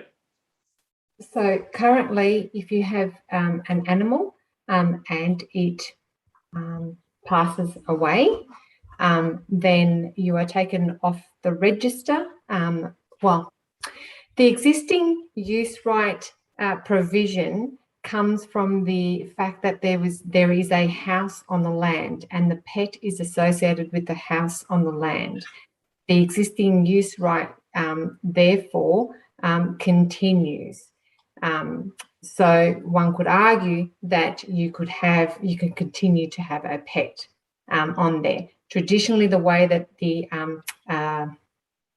register has operated is that when the animal is deceased, it is taken off that register, and therefore they haven't had that use right extended. But there must be some very old pets going around, Rosa, given that this planning control came in 1982. Are we talking about 40-year-old pets, or we've got people who have maintained their existing use right? People have maintained their existing use right through the by having successive pets, rather than one very old one. And it has to be consecutive, use right. So, sorry, can I just clarify? So the 65 properties that have existed in Bend of Islands, that did exist in Bend of Islands before 1981, those 65 properties can all currently, due to this ancillary use loophole, they can all have a pet, even if they didn't have one before. Is that correct? Well, essentially, because the existing use right runs with the fact that there's a dwelling on the land, then the keeping of the animal is ancillary to the dwelling on the land. But they would need to show that use has not ceased for a period of 2 years or more. So if the house existed in 1981 and they've been living there since 1981, even if they've sold it to multiple people, as long as the house has been lived in consistently, even by different families, since 1981, then they can have a pet. Yes, that's right. Yes, and what this is trying to do is to close that loophole. That's right. Thanks. Yeah. So that speaks to the 65 properties. 65 out of 141 could currently have a pet. That's right. Yep. If their use has continued consecutively. The use being a house on the property. The house on the land. And someone's lived in the property. Yeah. Yes, that's right. Yeah. Councillor Duffy. Thank you. My final question for clarification, I'm very grateful, Rosa, is if I have existing use rights and I have a pet, am I able to, and say my pet's poorly, am I able to get a new pet before the old pet passes away? So that would mean that you would have two animal 2 animals as opposed to the 1 animal on the land, and you would need to have that registered under the Domestic Animals Act. Essentially, the way that it's been administered is that it is the 1 animal, but noting that some properties possibly have more than 1. It's not an easy question to answer. Thank you. All right. Is there any other councillor wishing to speak? Right, a reply, Councillor Emtrin. Yes, thank you. So I think what we've just heard from Rose is really valuable, and Councillor Egan, I think that might correct a point that you made. I don't know if that'll change how you vote, but what we're dealing with here is 65 properties that originally, most of them we thought were not allowed to have a pet, and now we found out that there's this loophole where they all can have a pet, and they can have a pet indefinitely, even if the pet dies. They can. But they haven't. That's my point. And what this local law would do is it would mean that they can all keep their pets if they've got them, but when the pet dies, then that property would go to what it was always intended to be, which is not having pets, which better upholds the intention of the special use zone. So that's what this local law would do. In terms of some of the points made by Councillor Perkins, Councillor Perkins suggested that the people voting when this planning scheme came in would have known that they had existing use rights and that they'd be able to continue keeping a pet. And to an extent that is correct. However, they were all led to believe, as we all did believe, that that existing use right would be extinguished once the pet died. And we've now found out that that is not the case. So actually they all knew what they were signing up for and what they were voting for. And anybody who's moved into the area since has been informed of that there are no pets in Bendive Islands. It's only recently that we've discovered this loophole. It wasn't known about before. To suggest that the loophole is an existing use right, it's actually a technicality based on the fact that the keeping of a pet is ancillary to a dwelling. Those properties most of those properties haven't had pets for a very long time. An existing use right is extinguished after 3 years. So it ought to have been extinguished now. The only reason it hasn't been extinguished is because there's this planning technicality where it's considered ancillary to the dwelling. So if they've been living on the property, then that use right has been kept alive, even though it shouldn't have. Thank you. Thanks, Councillor Remtrin. All right, we'll put that motion to the vote. Councillors, all those in favour? And against? I'll call it, I don't know if you can see my hand there, I'll call it a division. That's okay. Those in favour? It's Councillor Remtrin, Councillor Eyre, Councillor Payne, Councillor Stockman, Councillor Duffy, and against is Councillor Egan and Councillor Perkins. Thank you, and on we go.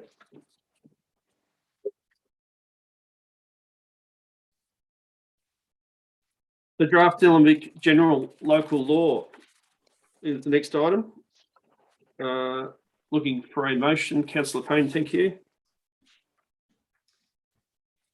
So I'd like to move the motion that Council 1 endorses the draft Nilembic General Local Law, Attachment 1, subject to minor corrections to clarify intent to clauses 35A and 52B for the purpose of public exhibition. 2, invites written submissions on the draft Nilembic General Local Law to Council between the 1st of November and the 10th of December 2021.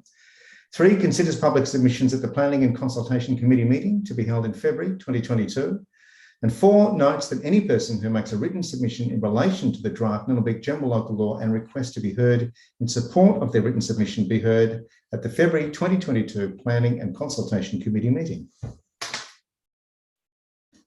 Thank you, Councillor Payne. Do we have a seconder? Councillor Remtrin, I believe it is. Councillor Payne? I don't have much to say about this except to thank Rose's team and particularly Jonathan McNally and Carolyn Correa for their work. Draft local laws have to be updated every few years, and this is our turn to have a look at our local laws. These are about to go out to the community for feedback, and that's what we're looking, feedback on the draft local laws before we take them to final exhibition next year. and with particular attention paid to the protection of amenity trees and significant trees within the Shire. So that's one of the things that the draft local laws are looking to protect. So I thank them once again. Thank you, Councillor Payne. Councillor Emtran. Look, I think Councillor Payne summed it up really well. I'm really looking forward to hearing what the community has to say about the local laws that we've drafted. We had some very thorough and robust input from the community in the last round of consultation, and then some very thorough and robust debate amongst councillors during the drafting process. So now that we've got this draft, which I think has some really positive things in it, and some other things that maybe people will want us to change, and I'm looking forward to hearing from the community about where we go next with this. Thank you, Councillor Emtran.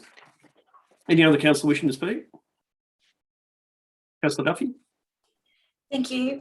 I'd just like to make the point that with local laws, we do need to have them. But the other part to this is it's hand in glove. To have the law then requires to be enforcement to make sure that the law is being followed, and that can have punitive measures. I'd like to see that our council does works with the community in a positive way, that we look to try and solve problems rather than just find our way through trying to change behaviour. So where we need to, we educate, which is the case that takes place at the moment in many instances with our rangers offering advice and suggestions and giving people the chance to change their behaviour. But I would hate to see us go down the path of being really revenue raising through our local laws. So in terms of the local laws, I encourage everybody to have a look at what's proposed, to see what makes sense to them, to join the community feedback opportunity to indicate if they think that there should be further changes, particularly on the laws that apply to them in terms of their behaviour, and the laws that apply to the behaviour of other people that might upset them when it comes to various ways of living and operating in our Shire. It could be parking on verges, rather than just going out and finding everybody that's inappropriate parking in the wrong places. I'd like to see us do an effort to look at, well, what's the parking problem? Do we need to produce new parking? Do we need to provide other alternatives to be able to get to places? When it comes to dog excrement on the ground, rather than just finding people for not having a bag, it's like, what are we doing proactively when somebody registers a dog? Are we encouraging them and telling them? Do we have dog poo disposal facilities available in convenient places to enable people to do the right thing? So both work together, having rules, but then also having positive ways to help people change their behaviour rather than waving the stick all the time. And I've heard Councillor Egan say it many times before, you get better results with honey than you do with, you might be able to finish that for me, Karen, than waving the stick. And a big stick, or then vinegar. Yeah, honey than vinegar, that's right, that's what I've heard. Okay, that's all I'd like to say. Thanks, Councillor Duffy. Councillor Stockman. Oh, I'm right, thanks, man. Thank you. Oh, okay. Just you got your hand up on the screen. Is there any other councillor wishing to speak? No. Look, I'll just say that look, this is a large body of work that officers have undertaken. We've done some community consultation on some of the concepts put out there. They weren't supported, and council walked away from it. Same goes here. There's some aspects in here that perhaps I don't wholly support, but I'm interested to hear from the community as to what you think. So please, if you've got some issues with any of this, let us know. I'm certainly open to making changes, and I'm sure the rest of council is. So the important part here is now the consultation piece, that people do have to take the time to read these local laws, because they will apply to everyone. And let us know if you don't like some of it, because we can move on things. I will now put the motion to the vote. All those in favour? It's carried. It's unanimous. The next one is the Amendment C142 nil to apply the heritage overlay permanently to 50 Oatland Road in Plenty. I believe Councillor Stockman has a motion.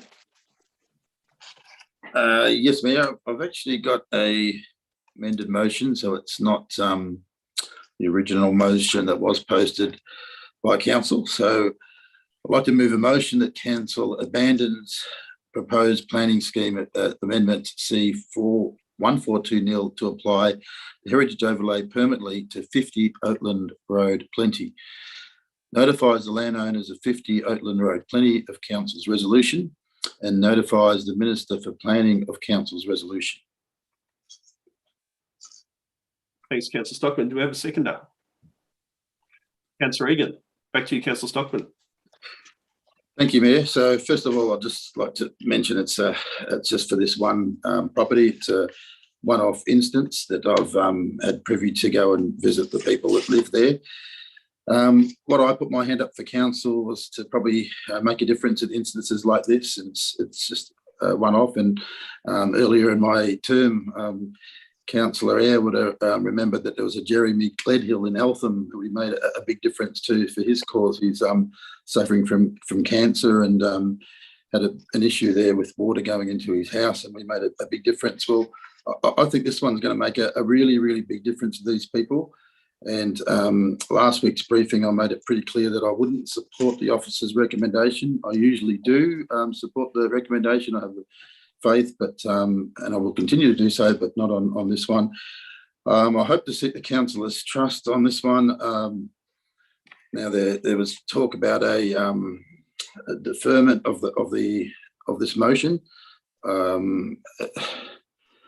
If there's hope for the people, they might certainly accept that. But if there's, I mean, that's people can live in hope. But in my dealings and talking with them, they really wanted to try and have this resolved. So I've gone out on a bit of a limb here that I can get councillor support. I am quite active with the Greensborough Historical Society, and I really do support and believe in our heritage direction.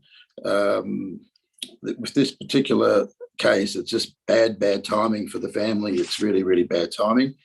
I don't think it will set a precedence, only because it's a really rare case where there's a son involved. The parents, what they're looking for their son's future. He's been in a wheelchair for 39 years. He got hit by a car when he was 4, and it's okay. They've allowed me to express all this, and basically from neck up, that's all that he can move. And look, it's I don't know. It's just a hard one for me to say. I'm not going to be going by the rule book here. What I'm going to do is just mention to councillors that we can make a huge difference on this one. It's one of those ones that you can make a really big difference. It's on the section 32. There's no record that they tell me of a heritage overlay. So they've bought it in good faith, thinking that they can do what they planned and set out to do. They wouldn't just go against council, because they certainly don't know if they've got money to contest council, but they've taken out a loan. These are elderly people that have taken out a loan to buy this land and hopefully set up a future which may or may not work in the best. But I just ask, for us to vote yes to this motion. Thanks, Councillor Stockman. Councillor Egan. Yes, thank you, Mayor. Look, this is a really unfortunate decision, and I really wish that Councillor Stockman had gone with the deferment so that the other councillors could have had access to more information and were privy to more information, because I think they'll need that to change their minds.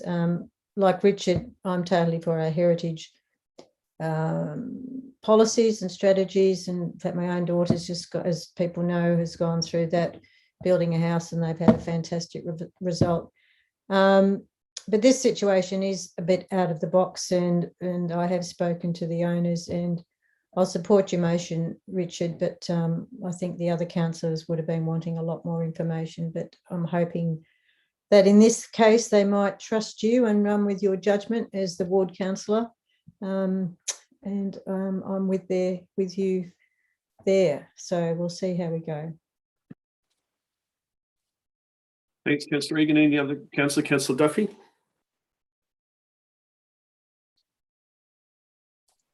Thank you.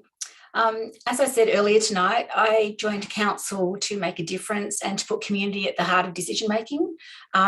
Yesterday, I had a conversation with Councillor Stockman, and he walked me through the individual case that we're dealing with here. I'm all for heritage, and as you know, I put forward for heritage listing on the Old Shire, the Eltham War Memorial Complex earlier in the year, and you know, it makes me very proud to be able to see our history and to protect that. In this instance, I am going to support the family who have gone through enough difficulty and are trying to just enjoy living life. And I would like to support Councillor Stockman in this and the family that are involved, and make an exception in terms of the way I would normally vote on heritage protection for a property. Thank you, Councillor Duffy. Any other? Oh, sorry, you finished, Councillor Duffy? Yeah, I was just going to say, you know, I'd like to be a councillor that has compassion in my decision making. Thank you. Any other councillor? Councillor Entran.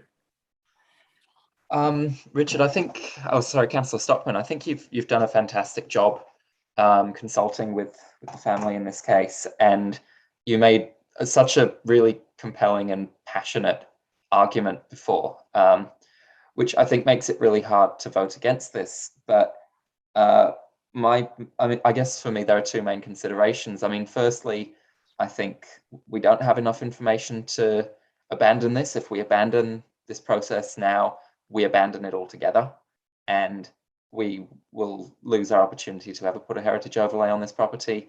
So I would like more information before making such a big decision. I would support a deferment tonight, but not a full abandonment yet. The other consideration for me is that, you know, when it comes to planning, it's not about the individual property owners.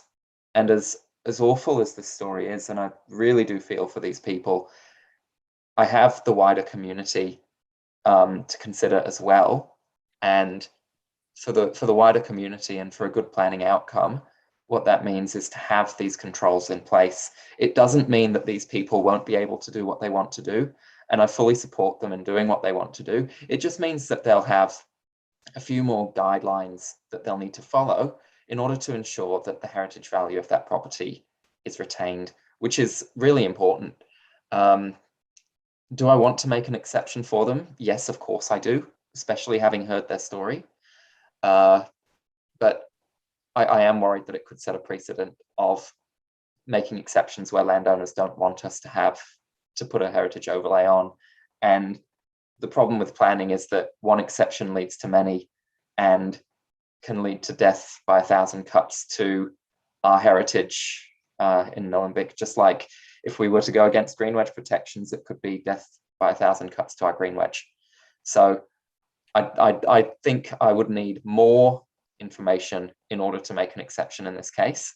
I just don't think that level of proof has been met yet. But as I say, I would support a deferment.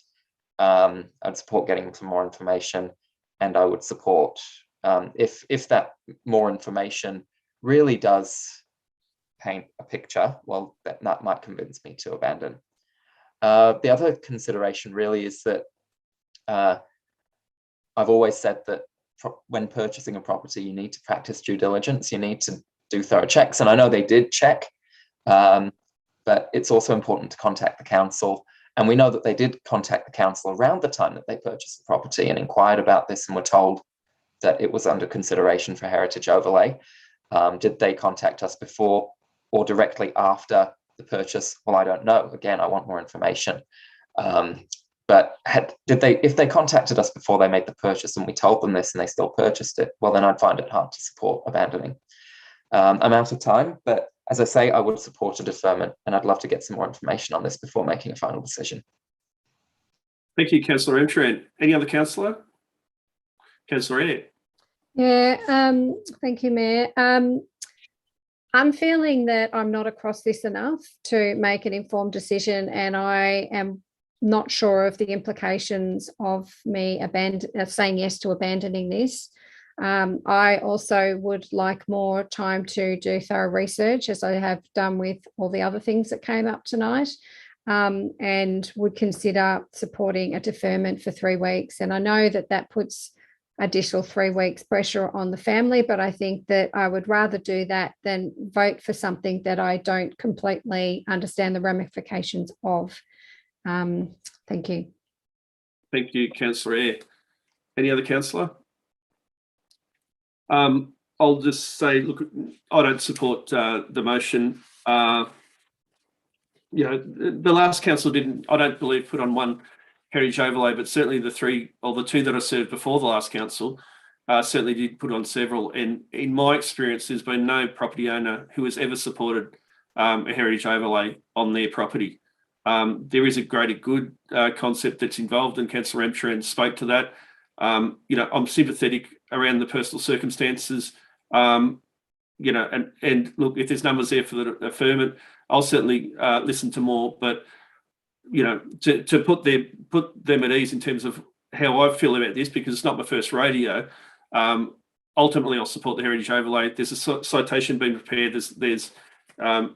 It's worthy of protection. All that work's been done. So I would be supporting the heritage overlay being applied to this property, whether that comes up tonight or in 3 weeks' time or whatever point. So my apologies, Councillor Stockman, I won't be supporting your motion.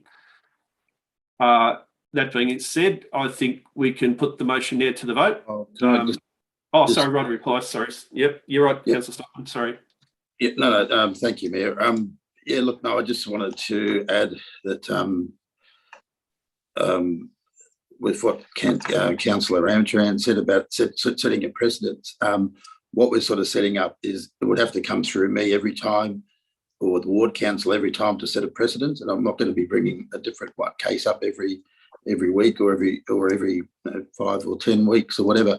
It's a one-off. It's you know, you sort of have to be there. You've got, you know, we've had obviously COVID, and you know, not everyone could get out there or call up. We did have a briefing on it last Tuesday, so I was hoping that maybe everyone could have, you know, read right through the papers. There's a fair bit on it there as well. But yeah, I just think it's, for this to set a precedent, it would have to keep on coming through. It's something that's been put on by the officers. As I mentioned, I've always supported officers' motions, but this is just a one of a kind, and it's it's because it's mitigating circumstances. That's all. But yeah, I'd like to put it to the vote, and if anyone can reconsider it, we've got 3. We only need one more person to make a big difference to people's lives, and that's it. Which I don't think is going to set any precedent. So that's it. Thanks, Councillor Stockman. All right, we'll put that motion to the vote. All those in favour? And against? That motion is defeated. I'd like to put an alternate motion up, Mayor. Yes. Councillor Egan. I'd like to put up a recommendation. It's on the screen now. 1, the council defers consideration of CM.15521 Amendment C142 to apply the heritage overlay permanently to 50 Oatland Road, Plenty. Requests officers to undertake consultation with the owners of 50 Oatland Road, Plenty, to advise A, the reasons for the proposed planning scheme amendment and of the planning scheme amendment process. 3, request officers to prepare a report for the 16 November 2021 Planning and Consultation Committee meeting for consideration and determination. Thank you, Councillor Egan. Can we have a second as Councillor Stockman? Yep, seconding that motion. Thank you. Look, it's all been said in Councillor Stockman's previous motion. and even Councillor Rancharan said he would like some more information. And I'd like perhaps as in part of the consultation, whether they can have staff can have a look at some options with the owners as well, but at least we'll get the full story, and then councillors can actually vote on something from an informed position, having all the facts at their disposal. So that's the reason for the deferral. Thank you. Thank you, Councillor Egan. Blaga, could I just ask you to bring Rosa forward? I've got a question for her, if that's all right, councillors. That I would just like to ask Rosa, basically, does the deferment put the property at threat in any way, or does the temporary provision hold over? Like, I'm wondering, is there a sunset clause on the temporary provision that's about to set? So Rosa, I don't know if you heard that question, but it's basically if there was a deferral for the period specified by Councillor Egan, does the interim control remain? Is there any chance of the property being put at risk? Is there a possibility of something else happening? Request. Certainly. So the current request that has been put to the Minister for Planning is to introduce interim heritage overlay controls to the property, and we are awaiting the Minister's approval of that interim request. Until that approval comes through, councils are required to act as if the interim request has been approved, and so therefore we cannot allow any demolition of the property or of the building in question to occur. There has been a demolition request that has come through. We refused that request, and the owners have been notified of that. I also understand that the owners have also put through a planning inquiry, asking again, very most recently, whether they can demolish the building again. And they've been informed once again that because of that interim request, that the demolition application would not be approved on that property. So there's no imminent threat because we've already made that application to the Minister. Thank you.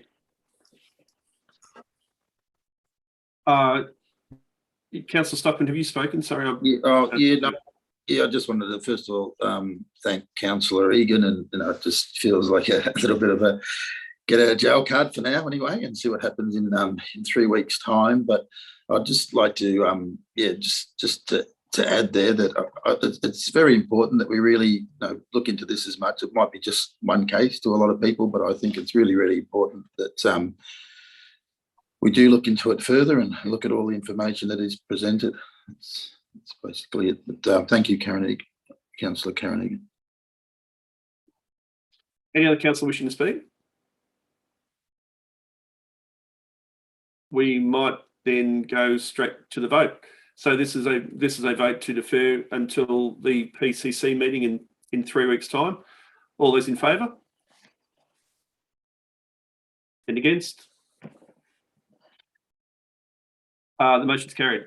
So that item will be deferred until the PCC. Thanks, everybody. Okay. The advisory committee policy and standardised terms of reference and templates is the next agenda item. And looking for a motion, I've got Councillor Eyre. Thanks, Mayor. The recommendation that Council endorses the Advisory Committee Policy Attachment 1, Advisory Committee Terms of Reference Template Attachment 2, and Advisory Committee Agenda and Minutes Template Attachments 3 and 4. Thank you, Councillor Eyre. Do we have a seconder? Councillor Payne, back to you, Councillor Eyre, if you wish to speak to it.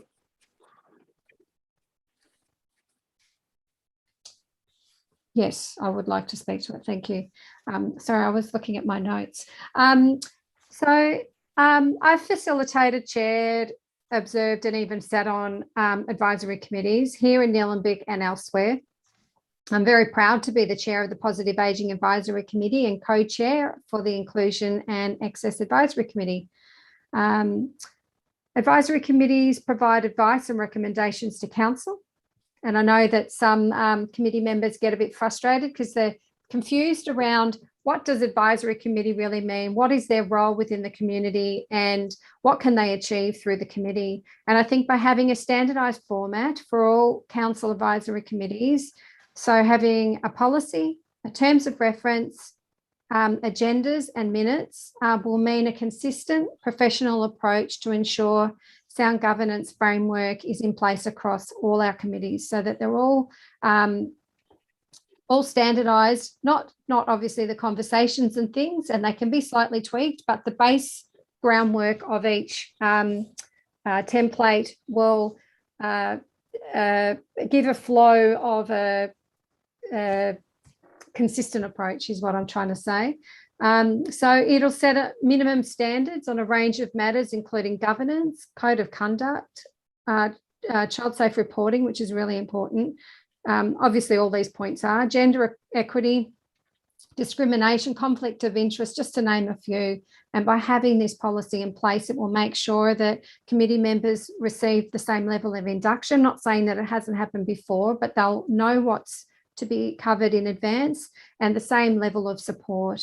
So committee members, so community can read the minutes and have an understanding of how they're going to feel. And so each committee, although different content, will flow the same. And so therefore, I think this is really great that council has put the time into putting this in place. I understand that lots of hours of officers' time have gone into this by meeting regularly to discuss, and that's across all the advisory committees, and to come up with this template for us. So thank you to all the officers involved as well.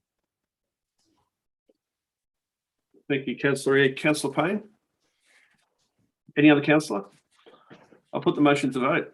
Oh, sorry, Councillor Duffy. Did you wish to speak? No. We'll put the motion to vote. All those in favour? And it's carried. It's unanimous. Next is the special charge scheme for Bushes Road, Kangaroo Ground. Mayor, I have a conflict of interest here, so if someone can remove me and then bring me back, I'd appreciate it. Blaga will remove you now.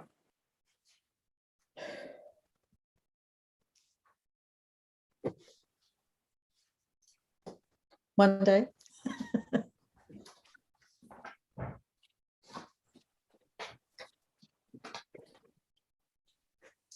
There she goes.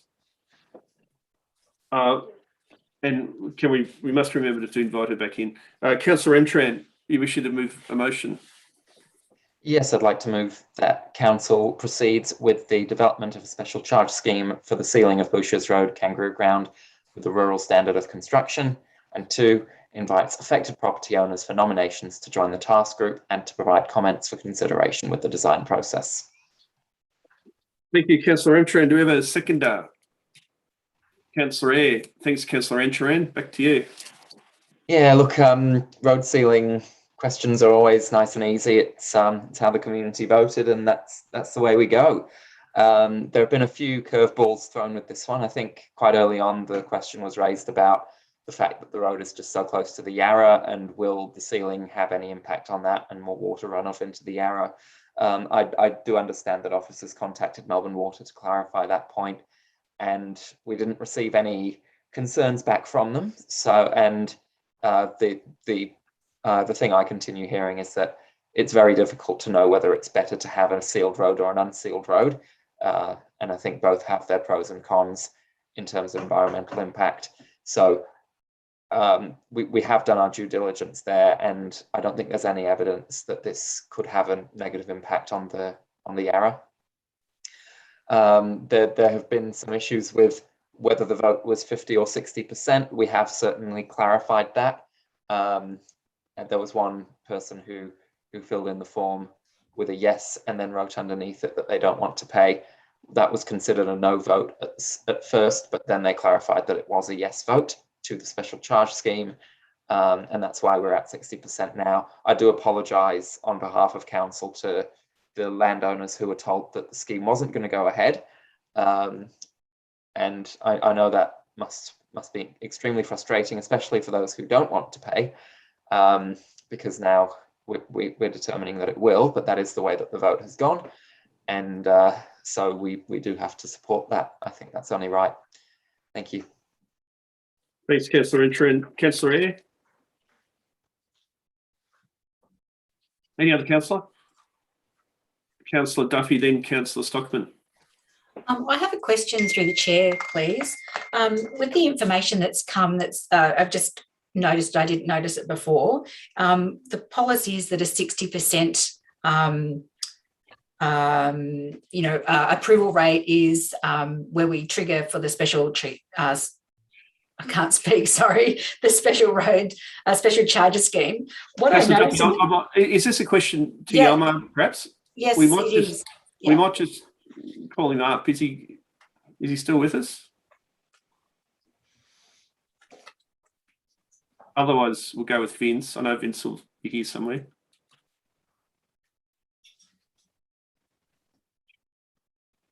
Here he comes. We'll just wait for Yarra to come up, Natalie, so you can ask the question. Thanks, Councillor Perkins. Oh, it's Vince. Oh, And we Yarra, got both. just to prove you are here, Vince, and yep, the tie's nice and straight. Yarra, Natalie has Councillor Duffy has a question. Thank you, and my apologies for not being for asking this question earlier. It's really just come to my attention that in the officer report, it says that there are 6 out of 10 property owners agreed to the special charger scheme. Yet in the table of addresses, there are actually 12 properties. So 6 out of 12 is 50%. So I'm just trying to get clarification on the number of properties that are going to be involved in the special charger scheme to be able to get the percentages right as to whether we've reached 60% or not. That's all. Thanks. Thanks, Councillor. Through the chair, I'm just looking where the reference to the 12 number is. So the reference to the 6 number is in the officer report in the summary. But when I look at the table in the attachment 3, the property addresses, I count 12 properties there. I can confirm there's 10 involved and it's 60%. I'm just opening up the attachment. But certainly the number is 10 and 60% in favour.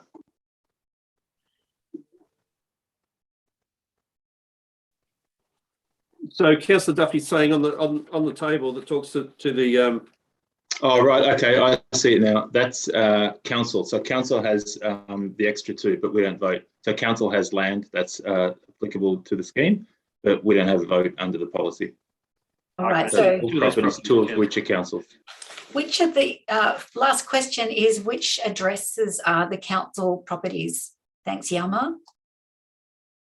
Thanks, Councillor Duffy, putting me on the spot there. It will take me some time just to dig those addresses out, if you wouldn't mind holding on a moment. Sorry, thank you to put you on the spot. And usually you have got the answer to every question that just rolls off the tip of your tongue normally. Sorry to put you under pressure. it's 120 on. If you look at attachment 1, that says number 120 is Nilembic Shire Council, and it says that 110 is DELP. So one's council, one's Crown land, correct. Yeah, Crown land. So 120 and 110. Thank you, Mayor, for answering that query. Thank you. Thanks, Emma. Thanks, Vince. Just ask you to pop in. Is there any other councillor wishing to speak? Yeah, no, I just wanted to add, I'll be supporting the motion.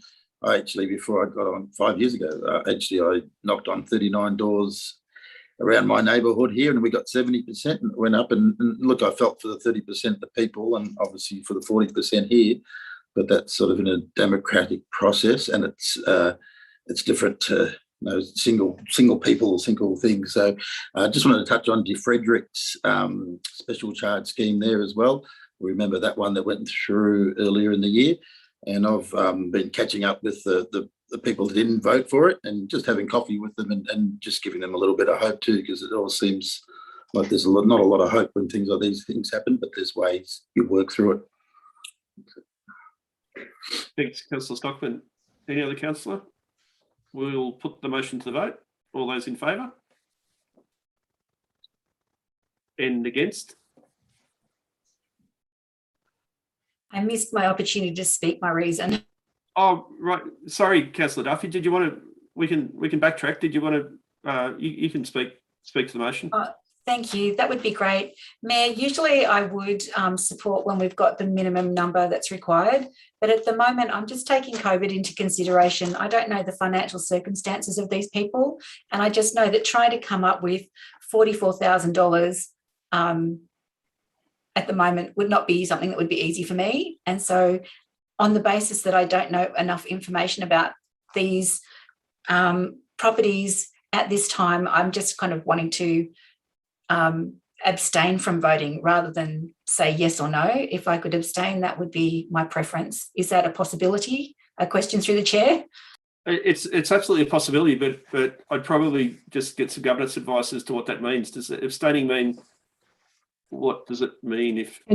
Sorry, through the chair, it means that we will just mark it as an abstained vote.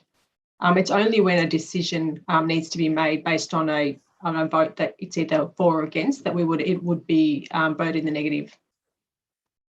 So it won't affect the decision if majority of the councillors vote for it.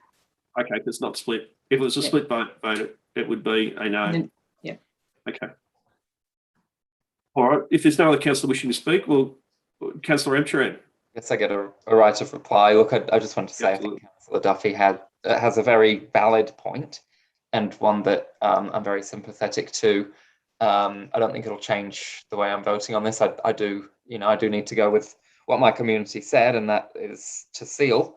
But I also have a lot of sympathy for those who don't want to pay and who don't want the road sealed. And I am sorry that this is the way it is. But yeah, I'm going with the majority of the community in voting for this. But I think Councillor Duffy's point is very valid. Thank you, Councillor Emsharan. All right, we'll go to the vote now. All those in favour? And against? The motion's carried. All right, then we'll move on to the next item. And it's informal meetings of councillors' records, 26th of October 2021. Just one moment. Sorry, through the chair, just bring in Councillor Egan. Oh, yes. I knew I'd forget to bring it back. Nothing personal.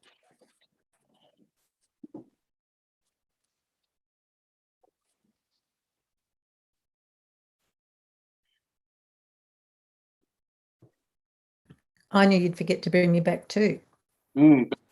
Wow. Freudian, maybe. I don't know. Next item is the informal meetings of councillors' records, 26th of October 2021. So looking for a motion. Well, we need you now anyway, because you're Councillor Egan's going to move a motion. I'm happy to move the motion. Yeah, so what have you remembered? I'd like to recommend that council, in accordance with item 19 of council's governance rule, meeting procedure, receives the informal meetings of councillors' records, attachment 1 for the meetings held. Thank you, Councillor Egan. Do we have a seconder? Councillor Eyre. Councillor Egan, did you wish to speak to it? Look, this is just a very basically ticking the box stuff that councillors have to do. It's a record of all our meetings. Nothing much to discuss. Thank you, Councillor Eyre. Any other councillor? We'll put it to the vote. All those in favour? It's carried. It is unanimous. And next agenda item 13, I believe we're at. We've got some notices of motion. I believe Councillor Payne is going to seek leave of council to make a modification to both his motions. Indeed, I humbly seek leave to modify the notice of motion. I'm not sure if I said that correctly, but do I read out the notice of motion as is and then the amendment? No, I just read it with the new. Just, if I may, through the chair, just from a procedural process, we need to move the motion to grant leave to amend the notice of motion first. So once we've got that approval from council, we then move to the first notice of motion 005, and you can move it with your amendment if it's granted. All right. So I take it Councillor Payne's moving a motion for leave of council to amend his motion. Is that Yes, sort of the right words? Yep. Yes. I seek leave to do exactly that. Leave. Yep. And do we have a seconder for that motion? Councillor Eyre. Is there any discussion on this? If not, I think all councillors have seen the amendment anyway. But if there's no discussion, I'll put the motion to the vote. And all those in favour? Yep. Happy. All those in favour? Yep. It's carried. It's unanimous.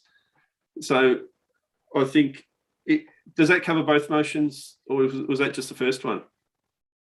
Just the first one. Okay. So I even more humbly seek extra leave for the next notice of motion. Well, wait till we get to that one. We'll deal with the first one though. If you could reveal your motion. Okay. The motion is that council requests council officers prepare an issues and options paper on the viability of a community farm at Bell Street, Eltham, known as Fabros Field, including the possible objectives and operating models, and reporting back to council by the June 2022 meeting. Right, do we have a seconder for Councillor Payne's motion? Councillor Eyre, back to you, Councillor Payne. This is just a motion to ask council officers to prepare options and issues regarding the possibility of a community farm at Fabros Field. This was brought to us by Chris Chappell some time ago, and I'm just bringing it to council in order to get the wheels in motion to have a look at what is possible, how it would work, and how the community would benefit from this. Thank you, Councillor Eyre. You should speak to the motion. Yes, thank you, Mayor. I just wanted to say that a local community farm would be a wonderful community asset. It will support our health and wellbeing plan around healthy eating and supporting mental health and physical health, creating social connections, and also support our climate change action plan once it's formally adopted. The idea around the community farm will support training opportunities for secondary and other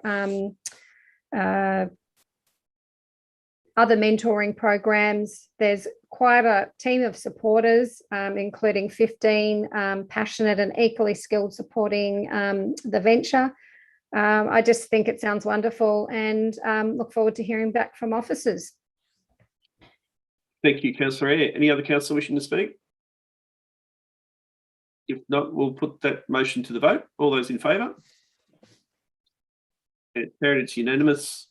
Congratulations, Councillor Payne, and on to the next one. Another leave. I do seek leave to make an altercation amendment to the next notice of motion. Okay, can we get a seconder? Do we need a seconder for that leave? Probably do. If we go to a seconder, Councillor Eyre. Now we'll put that motion to the vote. All those in favour? Yeah, it's unanimous. So you have leave and you can reveal your motion. Watch me. Here we go. Okay, the notice of motion is that one, it's the opportunities for revitalisation of underutilised public land at Eltham Gateway. That one, we help facilitate, that council, I should say, helps facilitate discussions with MRPV, the new Gateway Group, project group, and other related stakeholders in order to further explore opportunities for the revitalisation of underutilised public land at the Eltham Gateway. That includes areas beyond the MRPV footprint that can be used to recreate the altered Southern Gateway to Nilembic, and two, authorises council officers to assist in determining the viability of and sources of funding for the Eltham Gateway Renewal Project. Fantastic. Do we have a seconder? Councillor Duffy, back to you, Councillor Payne. Again, this is a notice of motion, I should say, to bring the idea of the beautification of the Eltham Gateway formally to council. This was suggested by some of those volunteering their time to bring it to council so that we can begin the process and facilitate ongoing discussions with MRPV and other stakeholders about seeing if we can beautify the southern entrance to the Shire, given that so much work is being done at the intersection, the Fitzsimmons Lane intersection. We've had very fruitful discussions with MRPV, and we hope to work off their expertise and to help us recreate something that is quite beautiful. Thank you, Councillor Payne. Councillor Duffy? Oh, I think, were you the seconder? I didn't write it down. Who seconded? Yes. Oh, good. Yes, thank you. Yes, I would like to support Councillor Payne with this. I remember, this is an entrance to Nilembic. It's a gateway, not just to Eltham, but a gateway to Nilembic, and a much loved representation of our community. And I remember on, the day that trees were being felled in the middle of the roundabout to make way for the construction of the intersection, I was driving through into the city to attend a medical appointment. It was the day before my mastectomy this year. And I had this revelation where I was thinking, oh, that limb of that tree, that's like me. It's going to be gone, but there'll be something to replace it. So I'm sorry that that's a bit visual, but my sense of sadness kind of was eliminated or alleviated, knowing that we can plant more trees, we can make this beautiful, and that's the objective, to have this intersection, this welcome, this entrance to our Shire to be the best that it can be and to be representative of our community. And I really would like to pay tribute to the community members that have been driving this.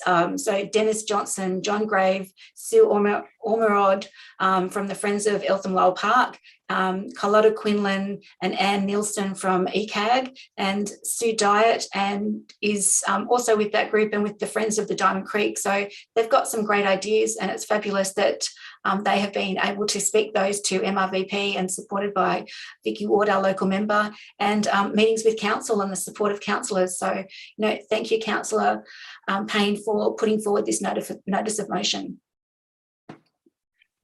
Thank you, Councillor Duffy, and the concept of a revolution at the roundabout. I sort of thought you might have been going. Revelation. Makes sense. Any other councillor wishing to speak? Councillor Eyre. I just wanted to say thank you to Councillor Payne for putting forward the motion, and I heard both what he had to say and what Councillor Duffy had to say, and I strongly support that. I also strongly support this motion. I think it would be great to allow community have some input into what they see as the entrance to Eltham at that point, and to give some revitalisation to the area as well. So thank you. Thanks, Councillor Eyre. Any other councillor? I can just say that it was a good motion, Councillor Payne, that only got better. And I think, involving community groups as well, certainly made me think straight away of Alan Field sends me regular updates in terms of what Eltham Rotary are doing in this space, their environmental program, and they're doing a power of work. So, they're the type of community group that I'm sure will be very active, supporting this project. So I'm, of course, happy to support the motion. I'll put the motion to the vote. All those in favour? And the motion is carried. It's unanimous. That leaves delegates' reports. There are none. Supplementary urgent business, none. No confidential reports. And I think it's safe to close the meeting at 9:42. Councillors, thanks for your efforts tonight, and thanks for the gallery.